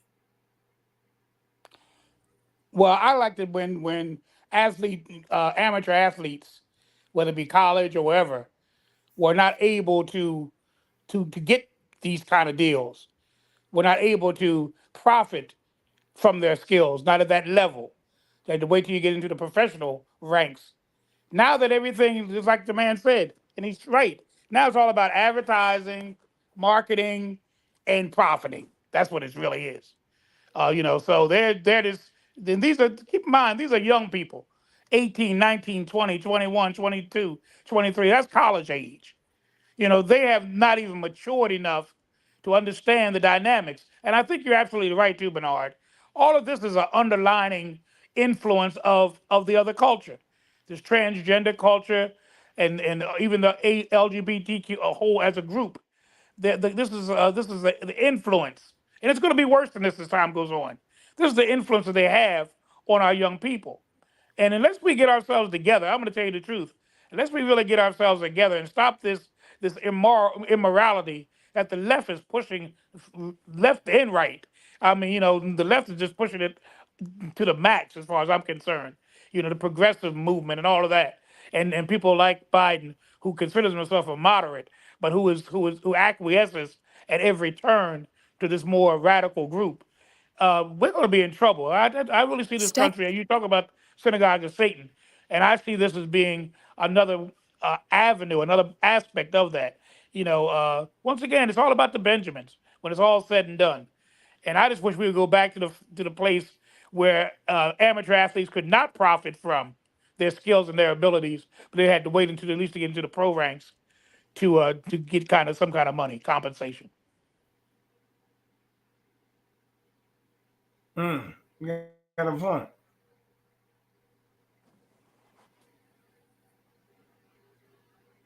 Paperwork. He ran against Willis Ford. Wasn't the appearance of impropriety is openly so much greatness in this city that has so many great. Now, Bishop, I'm just playing a little clip here because I want you to hear, because I'm breaking this down in the context of these pastors, how they propping up this thing with Willis right now. I want you to hear this, and then I'm gonna get into the training because I want to show you how all this stuff is intertwined. Everybody putting their hands in the money pot. Mm-hmm. Everybody doing it right now. It's like open season.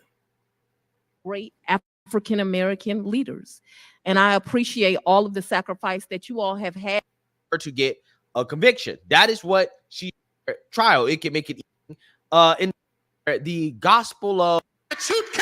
They ready to clean up. That Fannie Willis and Judge Tanya Chutkin, they some shooting up she-roll.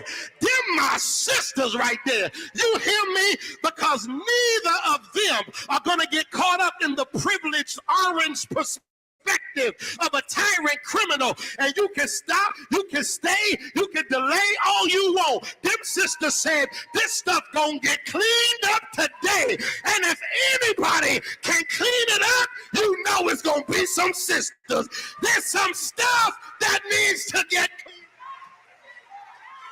Just this week, we saw a group of white attorneys trying to publicly lynch District Attorney Fannie Willis in all her black womanness on national TV. Well, it ain't about Fannie. The lynching wasn't just about the person that was hanging from the lynching tree. The lynching was a message to let us know that there go you if you don't stay in your place. I think we have a new Black history figure that will go down in the history books. Her name happens to be Fannie Willis. That woman has a backbone. She said, I came running down here. At some point, you just can't let lies continue to be said about you. Amen. It's important for us to have pride in who we are. Long before there was a Fannie Willis, there was a man in the Bible who said what he said and stood by what he said. And if you go to John chapter 9, we find that there was a man born blind. Now understand, before you read chapter 9, if you go back and read chapter 8, you find that the Pharisees were very angry with Jesus. They were trying to set Jesus up, just like Trump's attorneys were trying to set up Fannie Willis and trying to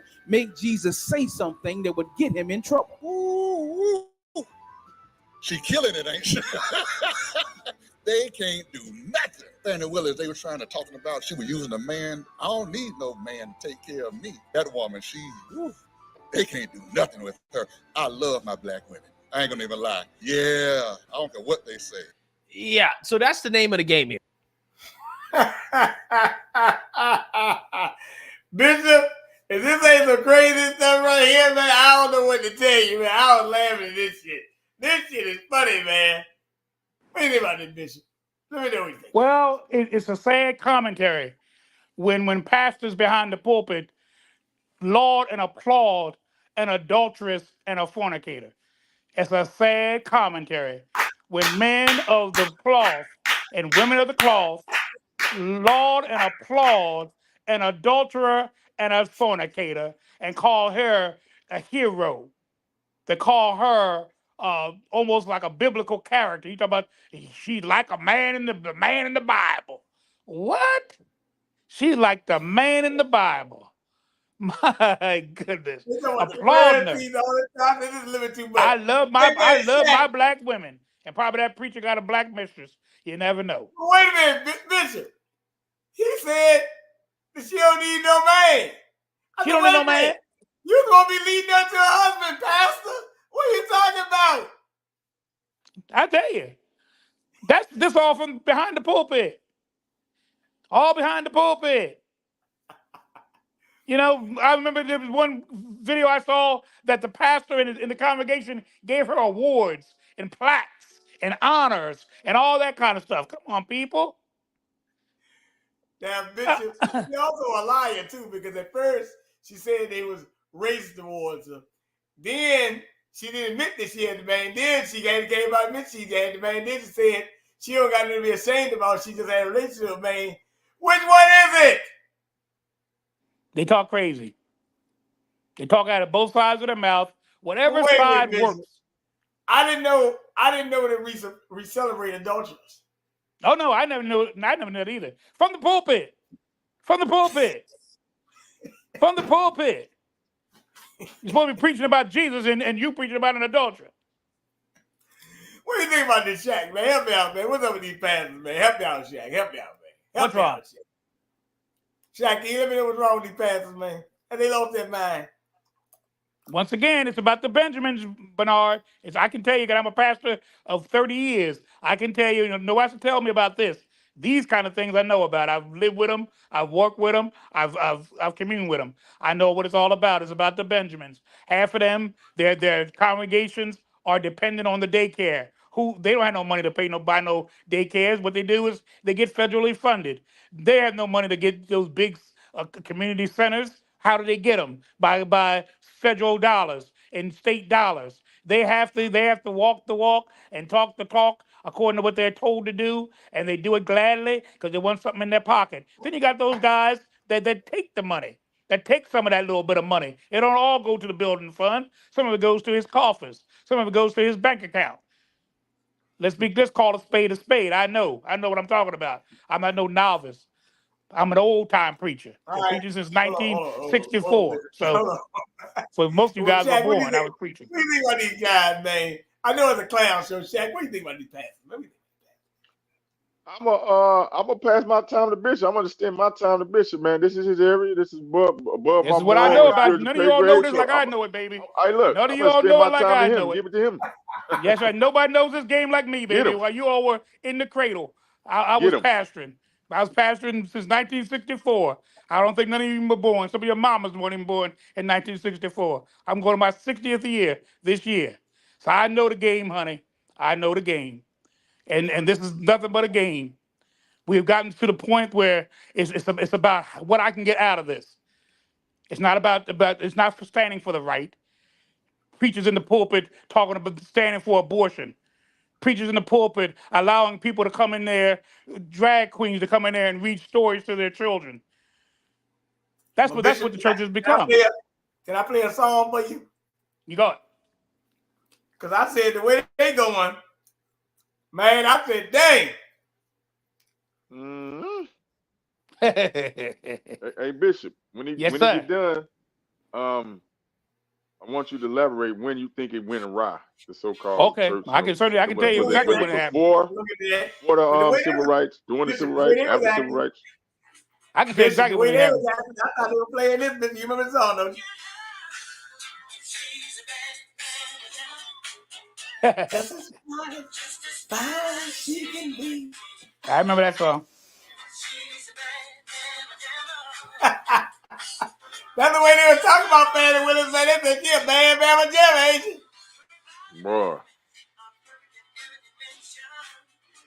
right. Hey, Bishop, she a bad Bama Jammer. Bad Mama Jammer. She can be an adulteress. She can do this. She can do that. Hey, Fannie can't do no wrong right now. It looked like the more well, you look at it like this. You have people like Jamal Bryan who laws and applauds her, but keep in mind he also committed adultery. Remember, he lost his wife because of it. You know, so I mean, they can't say but so much against it because they walk the same walk, they talk the same talk, they live the same life. So I mean, how can you critique somebody when you're living the same way they're living? But let me get back to the point that Shaq was asking. It began really in earnest back in the early 1960s. Whatever you do, Listen, wait a minute. Let me play this part first. Okay. Oh, wait. do it for less at Harbor Freight. Because, as we know, because I was getting to it, because there's a lot of things in one area. That's what I'm trying to get all through it right quick. Because we had a little I would say a little holy war that happened the other day with the LGBTQ community and the, let's say, Christian community or whatever, the religion community. Because there was a transgender there. Tonight, there is a political fight over the true meaning of this Sunday. This year, Easter coincides with Transgender Day of Visibility. And now conservative leaders are clashing with the Biden White House over the president's annual proclamation. ABC 7 News reporter Tara Campbell shows you how the LGBTQ plus community in San Francisco is responding tonight. Celebration Sunday at San Francisco's Dolores Park, the day marking Transgender Day of Visibility, and by chance, this year also coinciding with Easter. What a beautiful opportunity to cross-pollinate the worlds between religious experiences and so many queer people having really traumatizing religious experiences. Transgender Day of Visibility started in 2009 and has been celebrated on March 31st since. Without this day, it can make people feel invisible. And we just don't, we don't want that. Trans lives matter. They need to be seen. They need to be celebrated. But backlash Sunday after President Joe Biden officially proclaimed the day, as he's done every year since taking office. This year, several Republicans taking aim at the president, including House Speaker Mike Johnson going on social media to say the Biden administration had betrayed the central tenet of Easter, while Donald Trump's presidential campaign said in a statement, "It's appalling and insulting that Joe Biden's White House formally proclaimed Sunday as Trans Day of Visibility." When you see something like today, what's your sort of like immediate thought? That it unleashes the hate. That it makes it okay to hate a group of people for who they are. Suzanne Ford is the executive director of SF Pride and says she's not going to let the hate bring the day down. We celebrate who we are. We're not ashamed. We want you to see that we are authentic people and we love and live and have valuable lives. And the White House isn't backing down either, responding by saying, in part, President Biden stands for bringing people together and upholding the dignity and freedoms of every American. And transgender activist Xavier Davenport says the community needs more of this support. More people that are willing to get their hands dirty and get into the danger with us. And he says the most powerful support is people going to the polls. And actually vote for the people that are actually going to make a difference and make the changes that we want to see. Tara Campbell, ABC 7 News. Well. So there's a little bit of tension between the trans community. Well. If I want to comment on this, but Shaq, you know what? You go ahead. I'm gonna let you go first on this one because this is something that probably can affect your son, daughter, something. Bishop, you're a little bit older, so I want to let you go on this one last because this could affect his son, daughter, or somebody that's underneath us, basically. Shaq, Well, I got grandchildren, great grandchildren. So it's gonna them too. Well, yeah, I know, but I was talking about your grown children, so that's my fault. Yeah, on that. But actually, you know what? That's probably right. Actually, I forgot about the grandchildren. My fault. That's on me. But I know he got a son in school, and hopefully by the time you'll be homeschooling them, so something like that to get away from this madness. But Chad, what do you think about this thing? No, my son about to graduate next month. High school. So wait, if he go to college or he, do something else, he gonna have to deal with these freak shows. Yeah, we're gonna need some reinforcements because it seems like I don't even know if it's a religion. It seems like it's a whole new nation. We will not be eradicated. Birth of a new nation. Huh? Say what now? They got on the sign say they will not be eradicated. That's what they say on the sign. We will not be eradicated. Yeah, it seems like it's moving fast paced past the religion, Bishop, and turning into a full on blood on birth of a new nation movement. Well, certainly it's a cult. It's certainly a cult movement. I would think it's certainly a cult movement. But let me say this: I really get taken aback when people co-opt things because the accusation was not so much against, in this case, was not so much against the transgender, but against Biden himself and his things. So that's what I'm saying. See, a lot of this stuff is the administration, the way the leadership of our country, how they're moving. they're giving credence to all of this. And I'm not saying they should not have their day. I know it began in 2009, but Biden was the first American president in 2021, which Well, is Obama, 11 years later, that actually endorsed it. And this year is the first time a president actually proclaimed March the 31st as being Transgender Visibility Day. The first time this president done it twice. 2021 by proclaiming that day to be, and now this time he's proclaimed it as being the day. And I just think that, I mean, he could have waited till next year, whatever, to do this or another way, but he visibly and publicly did this on on Easter, or at least the day before Easter, Saturday, moving into Easter, which was Sunday. I think this man's supposed to be a devout Roman Catholic, but it just shows you how all of this is hypocrisy. You're a Catholic, but you believe in abortion. You're a Catholic, but you believe in same-sex marriage. I You're a think Catholic, hundreds but with you Liberty believe, Mutual. in Liberty? that you put before Christ, who was resurrected. You put before him the rights and the Headlines, the story. privileges of those who are transgender. It just shows us where we're going. We see it over and over again. We see it with this anti-Semitic thing. We're going in the wrong direction. We're going in the wrong direction. So there you have it. And I think by the time my great grandchild, who's only 3 months old, by the time she grows up, I won't be here naturally because I'm too old. But by the time she grows up and become a woman, I just dread the day. I dread the day with my grandchildren. I got one that's only 8 years old. I got one that's 20 and one that's 22. They're still young. They're still college age, even but pre-college age. let me So say this, the future's not because good. something happened today. I wasn't even really gonna bring this up. This is like, call this like a bonus. I'm just gonna throw something at you. Things are going on. There's got to be some sick April Fool's joke or whatever. But listen to this. Storms sweeping east. Tornado watches up right now. Heavy rains, several inches of snow in some places. But we start with the alarming scene in Atlanta today. A driver smashing into the gate at Atlanta's FBI field office. The incident, of course, raising alarm amid heightened vigilance for possible threats nationwide against the FBI and law enforcement. Authorities say the vehicle approached and refused to stop. Security unleashing that physical barrier to block the vehicle. Agents and bomb technicians searching the vehicle. The driver arrested, taken to the hospital. ABC's Steve Osunsami leading us off tonight from the scene outside Atlanta.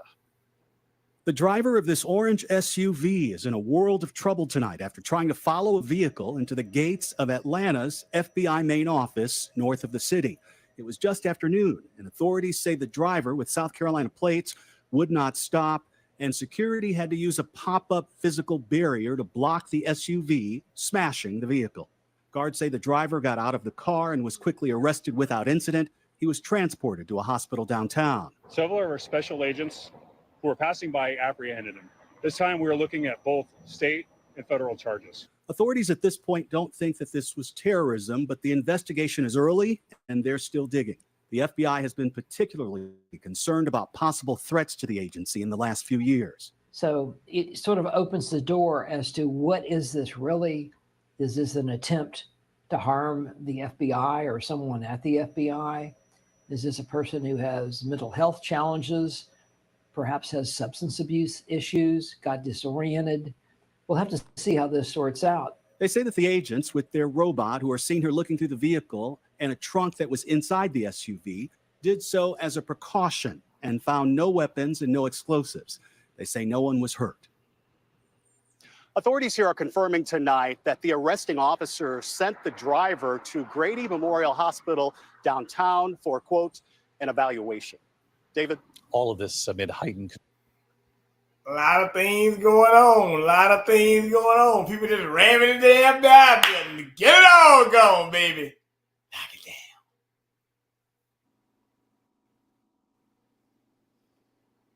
Well, I think a lot of it is people disgruntled. People are very disgruntled, very disheartened with the government, period, and all the government agencies. We're tired of this. We really are. We're tired. The American people are getting tired. Every symbol of government, every symbol of authority is being challenged. Every one, from the FBI to the IRS to every one of the agencies that has typically been responsible for the perpetuation of this government and the way our country is going. And so they're retaliating. And I think we haven't seen anything yet. I think we're just seeing the tip of the iceberg. Like you said a moment ago, Bernard, a little earlier, in fact. This is interesting. I don't know what's going to happen in this country right now. I don't know what's going to happen. Maybe it'll survive long enough for you all to be old and leave this earth. But I don't think it's going to be many generations after you guys. Recordings Unless things just do got turn better. around. I just don't see the future. Hey, it's Dana from StreamYard. And I hate I'm to be so excited to announce pessimistic. local. Florida's Supreme Court ruled Monday a law triggering a 6-week. Like I said, I always try to coordinate things that we're talking about with stuff that went on today or yesterday in a week. You know how I try to do it. Well, just today, the Supreme Court in Florida ruled on a 6-week abortion ban. So the liberals are out in full force. There's going to be some balance tonight in the land.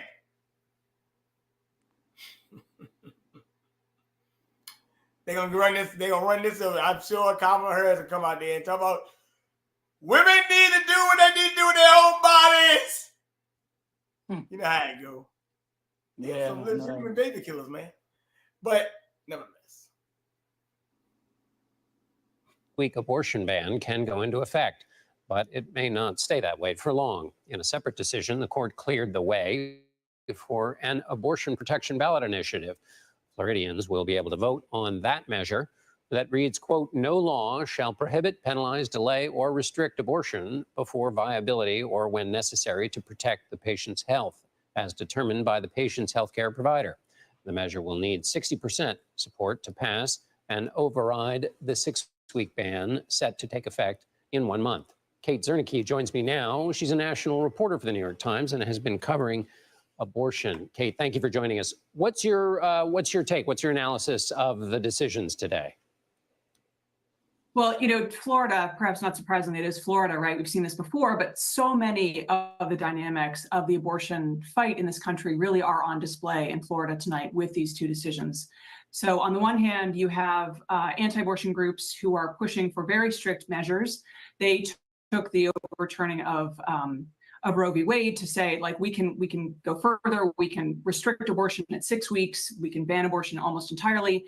On the other side, this is really the overturning of Roe has really galvanized abortion rights groups who are putting ballot measures like this on the ballot.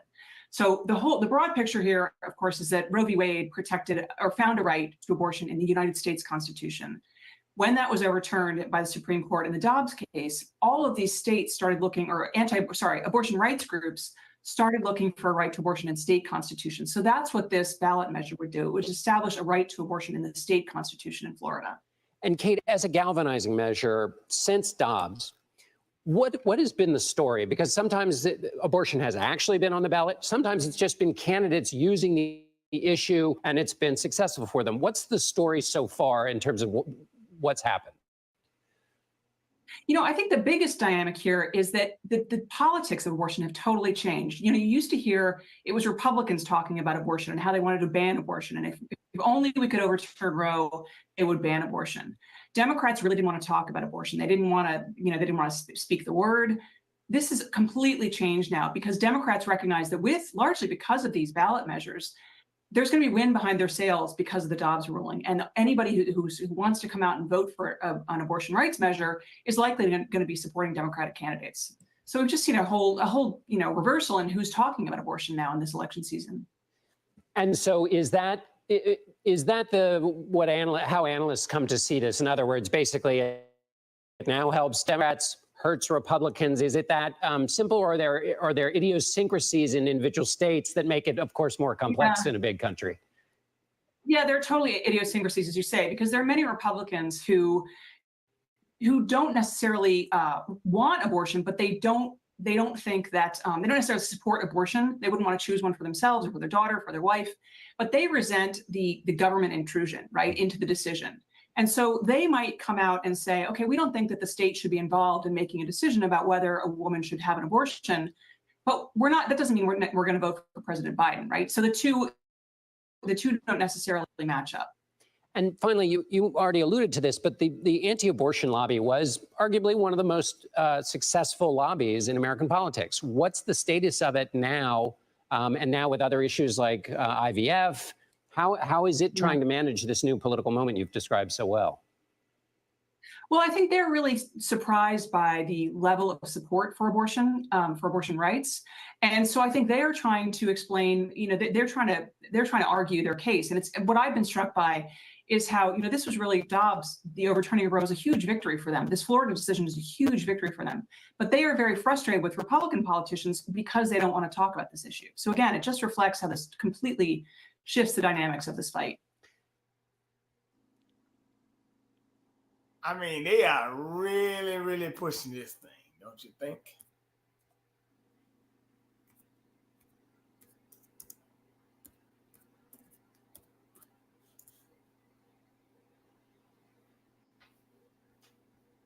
Bishop, abortion is going to be a key issue, as usual. I mean, I don't know what's happening. I mean, who would have ever thought deciding whether to murder a child or keep a child alive would be a key issue in elections? The candidates will be measured as to their worth by how they stand on the question of abortion, and how once again the Republicans are about ready to cave in again. Instead of standing strong against it, they're going to cave in if thinking about their careers. And I think it's going to happen like that. They'll cave in like they always do. Yeah, we know which she stands. Right, their faith, deeply held beliefs. To agree, the government should not be telling that woman what to do with her body. This evokes, in my mind, very fundamental rights, including the right to freedom for each individual to make a decision about what is in their best interest, the best interest of their family. And if they choose, make that decision with their priest or their pastor or their rabbi. But the government should not be making this decision. On the mifepristone issue, it's politicians finding a court, targeting a specific court that they thought would be helpful to them, to take a medication off the market which was approved 20 years ago by the Federal Drug Administration. Think about that. I'd ask anybody to look in their medicine cabinet, and any drug that you have prescribed by a doctor to alleviate your pain or extend the quality of your life has been FDA approved. And arguably what they're doing with mifepristone could happen to any one of those drugs in your medicine cabinet.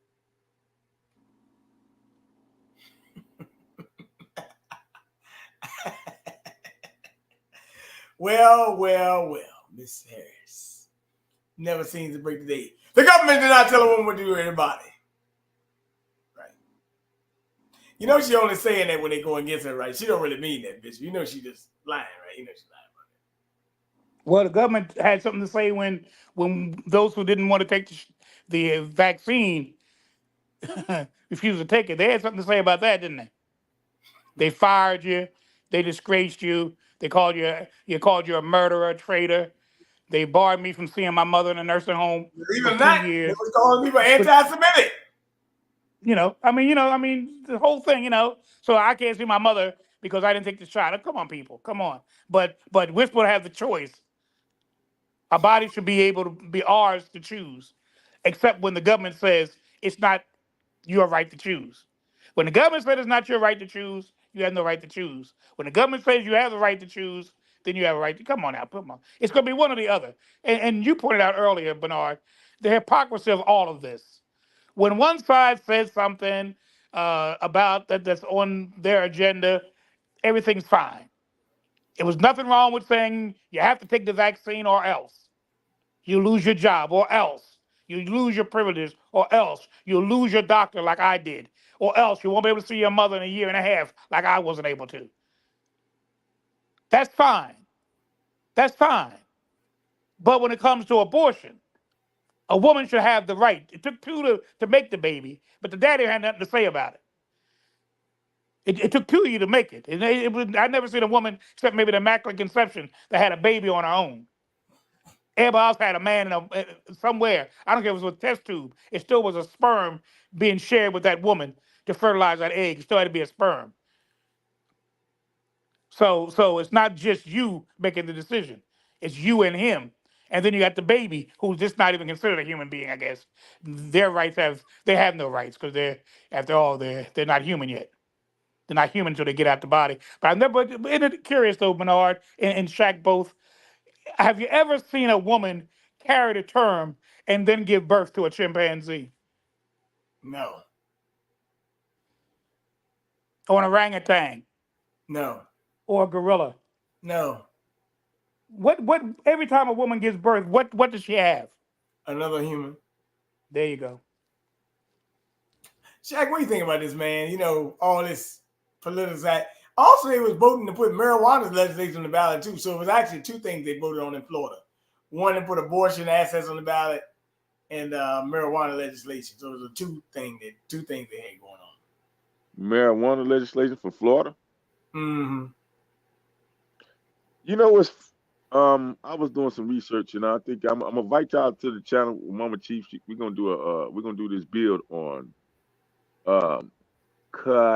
kudzu. Anybody familiar with KUDZU? Kudzu? I heard that before. What is it? It's like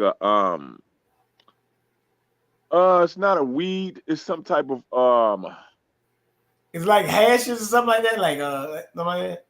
It's like a plant, man, but this plant it takes over the crops, man, and that's what they did with our plant.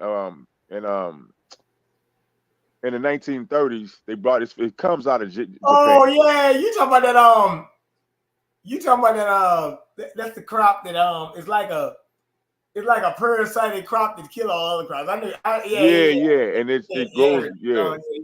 Nickname called long night or something because it grow on a foot night or something because it go like a foot per night and just keep growing. And that was one of the things they brought over to actually. Now it got good benefits. It's got like the herbal has different benefits and stuff, but once they plant that particular crop and it starts to grow, it takes over other crops and completely eliminates those crops. And that's one of the things they did with our hemp and our marijuana and stuff. You know what I'm saying? So we're gonna do a build on that and drop some information and put it out to the people and stuff. All right, cool. Yeah. Well, I'm just gonna say this once again, Bishop. Yep. Hey, they are playing the hell out of people with this crazy stuff they are doing. They are playing you like a fiddle. That being said, try to come on one more day this week. A lot of things going on, busy week, but it is what it is. Bishop, like I said, Bishop talked to me last week, and he said, man, he said I saw that interview with Owens, and I got to.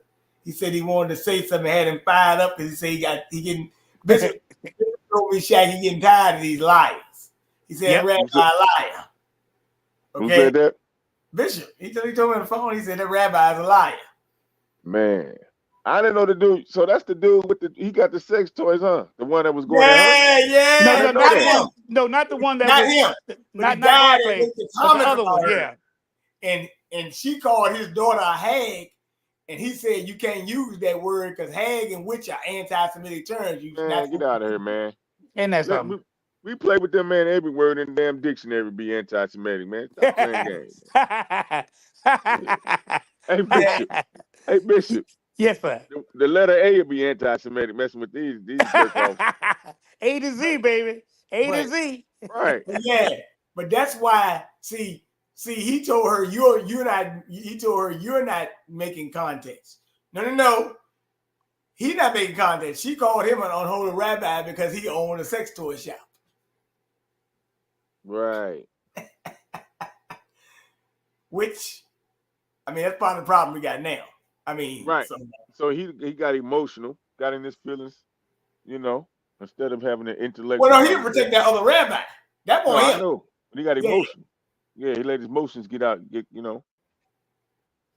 out his body. He said he a knowledgeable man, and he was like, and you called, he was like, you should have used another word to describe the daughter. He was like, if you had a problem with him, keep it destined to him. Stop bringing up these terms. You brought up his daughter and things like that.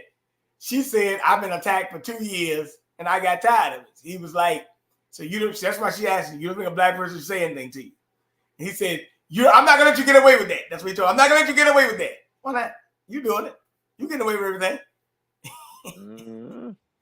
But that go to show you, Bishop, I just want to show you, these people really hate our guts. Okay? He let you know, I can't stand you. See, he said he let you know. I have no problem with that. Don't worry about it. But the fact of they always like Shaq, Bishop, you see, you watch basketball game every now and then, Bishop. What do you do when a guy run at you too fast? What does the guy do? Don't he do a pump fake? Yep. That's right. Shaq say that these people have pump fake themselves into a lot of positions. They play the victim. They run deception. But as Shaq has said many times, the pump faking is going to be over soon. Because they're going to have nowhere to run and nowhere to hide. Because they are making people develop a resentment toward. And as a matter of fact, Owens actually said that too, Shaq. She said, like, you keep doing this, you perforating it. You actually making it worse. That's what you were telling her. So I actually did say that. Right. But Shaq been saying it a while too. I mean, but anybody with common sense know that if you keep doing this, this gonna really go over the top. But nevertheless, Bishop, go ahead and shout your information, brother. Well, every Wednesday night at 7:30 p.m. on Blog Talk Radio, we are having our program, Real Talk with the G-Man. The call number is 563, I think I'm right, or 653 999 563. 563. Thank you. 999-3705. Am I right, Bernard? Yeah. I know that 563 right. I know that's right. There's a 999-3705. That's our number. Every Wednesday, 7:30. Real Talk with the G-Man. Thank you, Bernard, for the invite. Thank you, Shaq, for being a part of this. I just love being a part of everything you guys do. You really are an inspiration to me. Thank you. Well, hold on. I gotta tell you something for you. You go. Just hold on. Go Okay. ahead, Shaq. Shout out your information. Yeah, man, it's always a pleasure to jump on with you gentlemen, and break down and get some good geopolitical news, from our point of view, the bird's eye view, you know what I'm talking about? Hey, I like it. Hey, y'all can check me out, man, Shaq Edwards on Facebook, Shaq_Edwards on Instagram. Okay, cool. Now let me bring this up. Bishop. See, the only reason I did this show tonight because you brought it to you had brought it to me last week. We need to do a show on this, and I said, but really to tell you the truth, these are the kind of discussions right now people need to have in their barbershop in the store with people. These are the discussions people need to be having. Because this is what's really going on. Like I told Shaq a year ago, Biden is in office and they are going to perforate everything. Matter of fact, you realize something? Remember all that BLM stuff and all that? That was only a fad. We ain't even talking about that no more. We ain't talking about that. They have made them, first of all, Bishop, when Biden first got in office, they said there was a lot of Asian hate going on, didn't they? Yes, it did. All right. Then they said there was a lot of trans hate, didn't they? That was his next group, right? Okay. Now, these transgenders ain't nothing but like 0.9 or 1% of the population. Oh, so yeah, very small. Okay. Just pointing. That might be less. Yeah. All right. Because you ain't seeing that many people like a true trans that they really had a transition surgery. Okay. You might see motherfuckers dressed up and shit, but you ain't seeing too many. Just let you know. And number 3. I told you last year, Bishop, they were trying to pass what? An anti-Semitism bill. That's the next one. That would be the bill of all bills, because that will allow them to censor and abandon. And be legal in doing it. That's what they really shooting for. And here's the problem. I'm going to say this. Don't be surprised they do it. Because one thing about it, you might be a Republican. They say you're against the censorship. But we know your bread and butter coming from them. Yep. So, and a puppet go where the strings go. That's true. A puppet go where the strings go. As they pull that string, that's where it goes. And hey, also not only the puppet go where the strings go, like the guy said, he want to bankrupt Owens, but they are threatening these politicians. We're gonna bankrupt you. As much money you've been making Wall Street and all these international and national foundations, right? They don't want to be cut off the knees because they're too cowardly. And you know what? I don't know if you got time to answer this question. Go ahead, answer. Go ahead. I'm asking. I like to ask Bishop, man, because he's, I asked this on another panel, but you can answer too, Bernard. Anybody in the chat if they want to, ponder on this. What is the fine line or the balance between vanity and the pursuit of happiness? Vanity and what? Yeah, vanity and the pursuit of happiness. I think my own definition of the two words, vanity is based on pride, and vanity has no restrictions as to how it gains what it wants. The pursuit of happiness is just that. It's a personal thing. It's something that I'm pursuing, not to hurt anybody else, not to step on anybody else's toes while I attain it. But vanity is almost like it's mine. It's almost covetousness. Vanity is almost like covetousness. I want it, I'll get it, no matter who it hurts. The pursuit of happiness is finding the right way to do things in order to gain happiness, in order to gain a success, in order to gain things. And I'm going to tell you the truth. The way this world is now, we're more vain, we're more interested in vanity than we are in pursuing happiness. I agree. Definitely agree. Just something to get the people to ponder on, as we move forward, to the next day. That's true. Well, I would say this. We got a lot of vanity. Even that guy playing with the nails, that's vanity.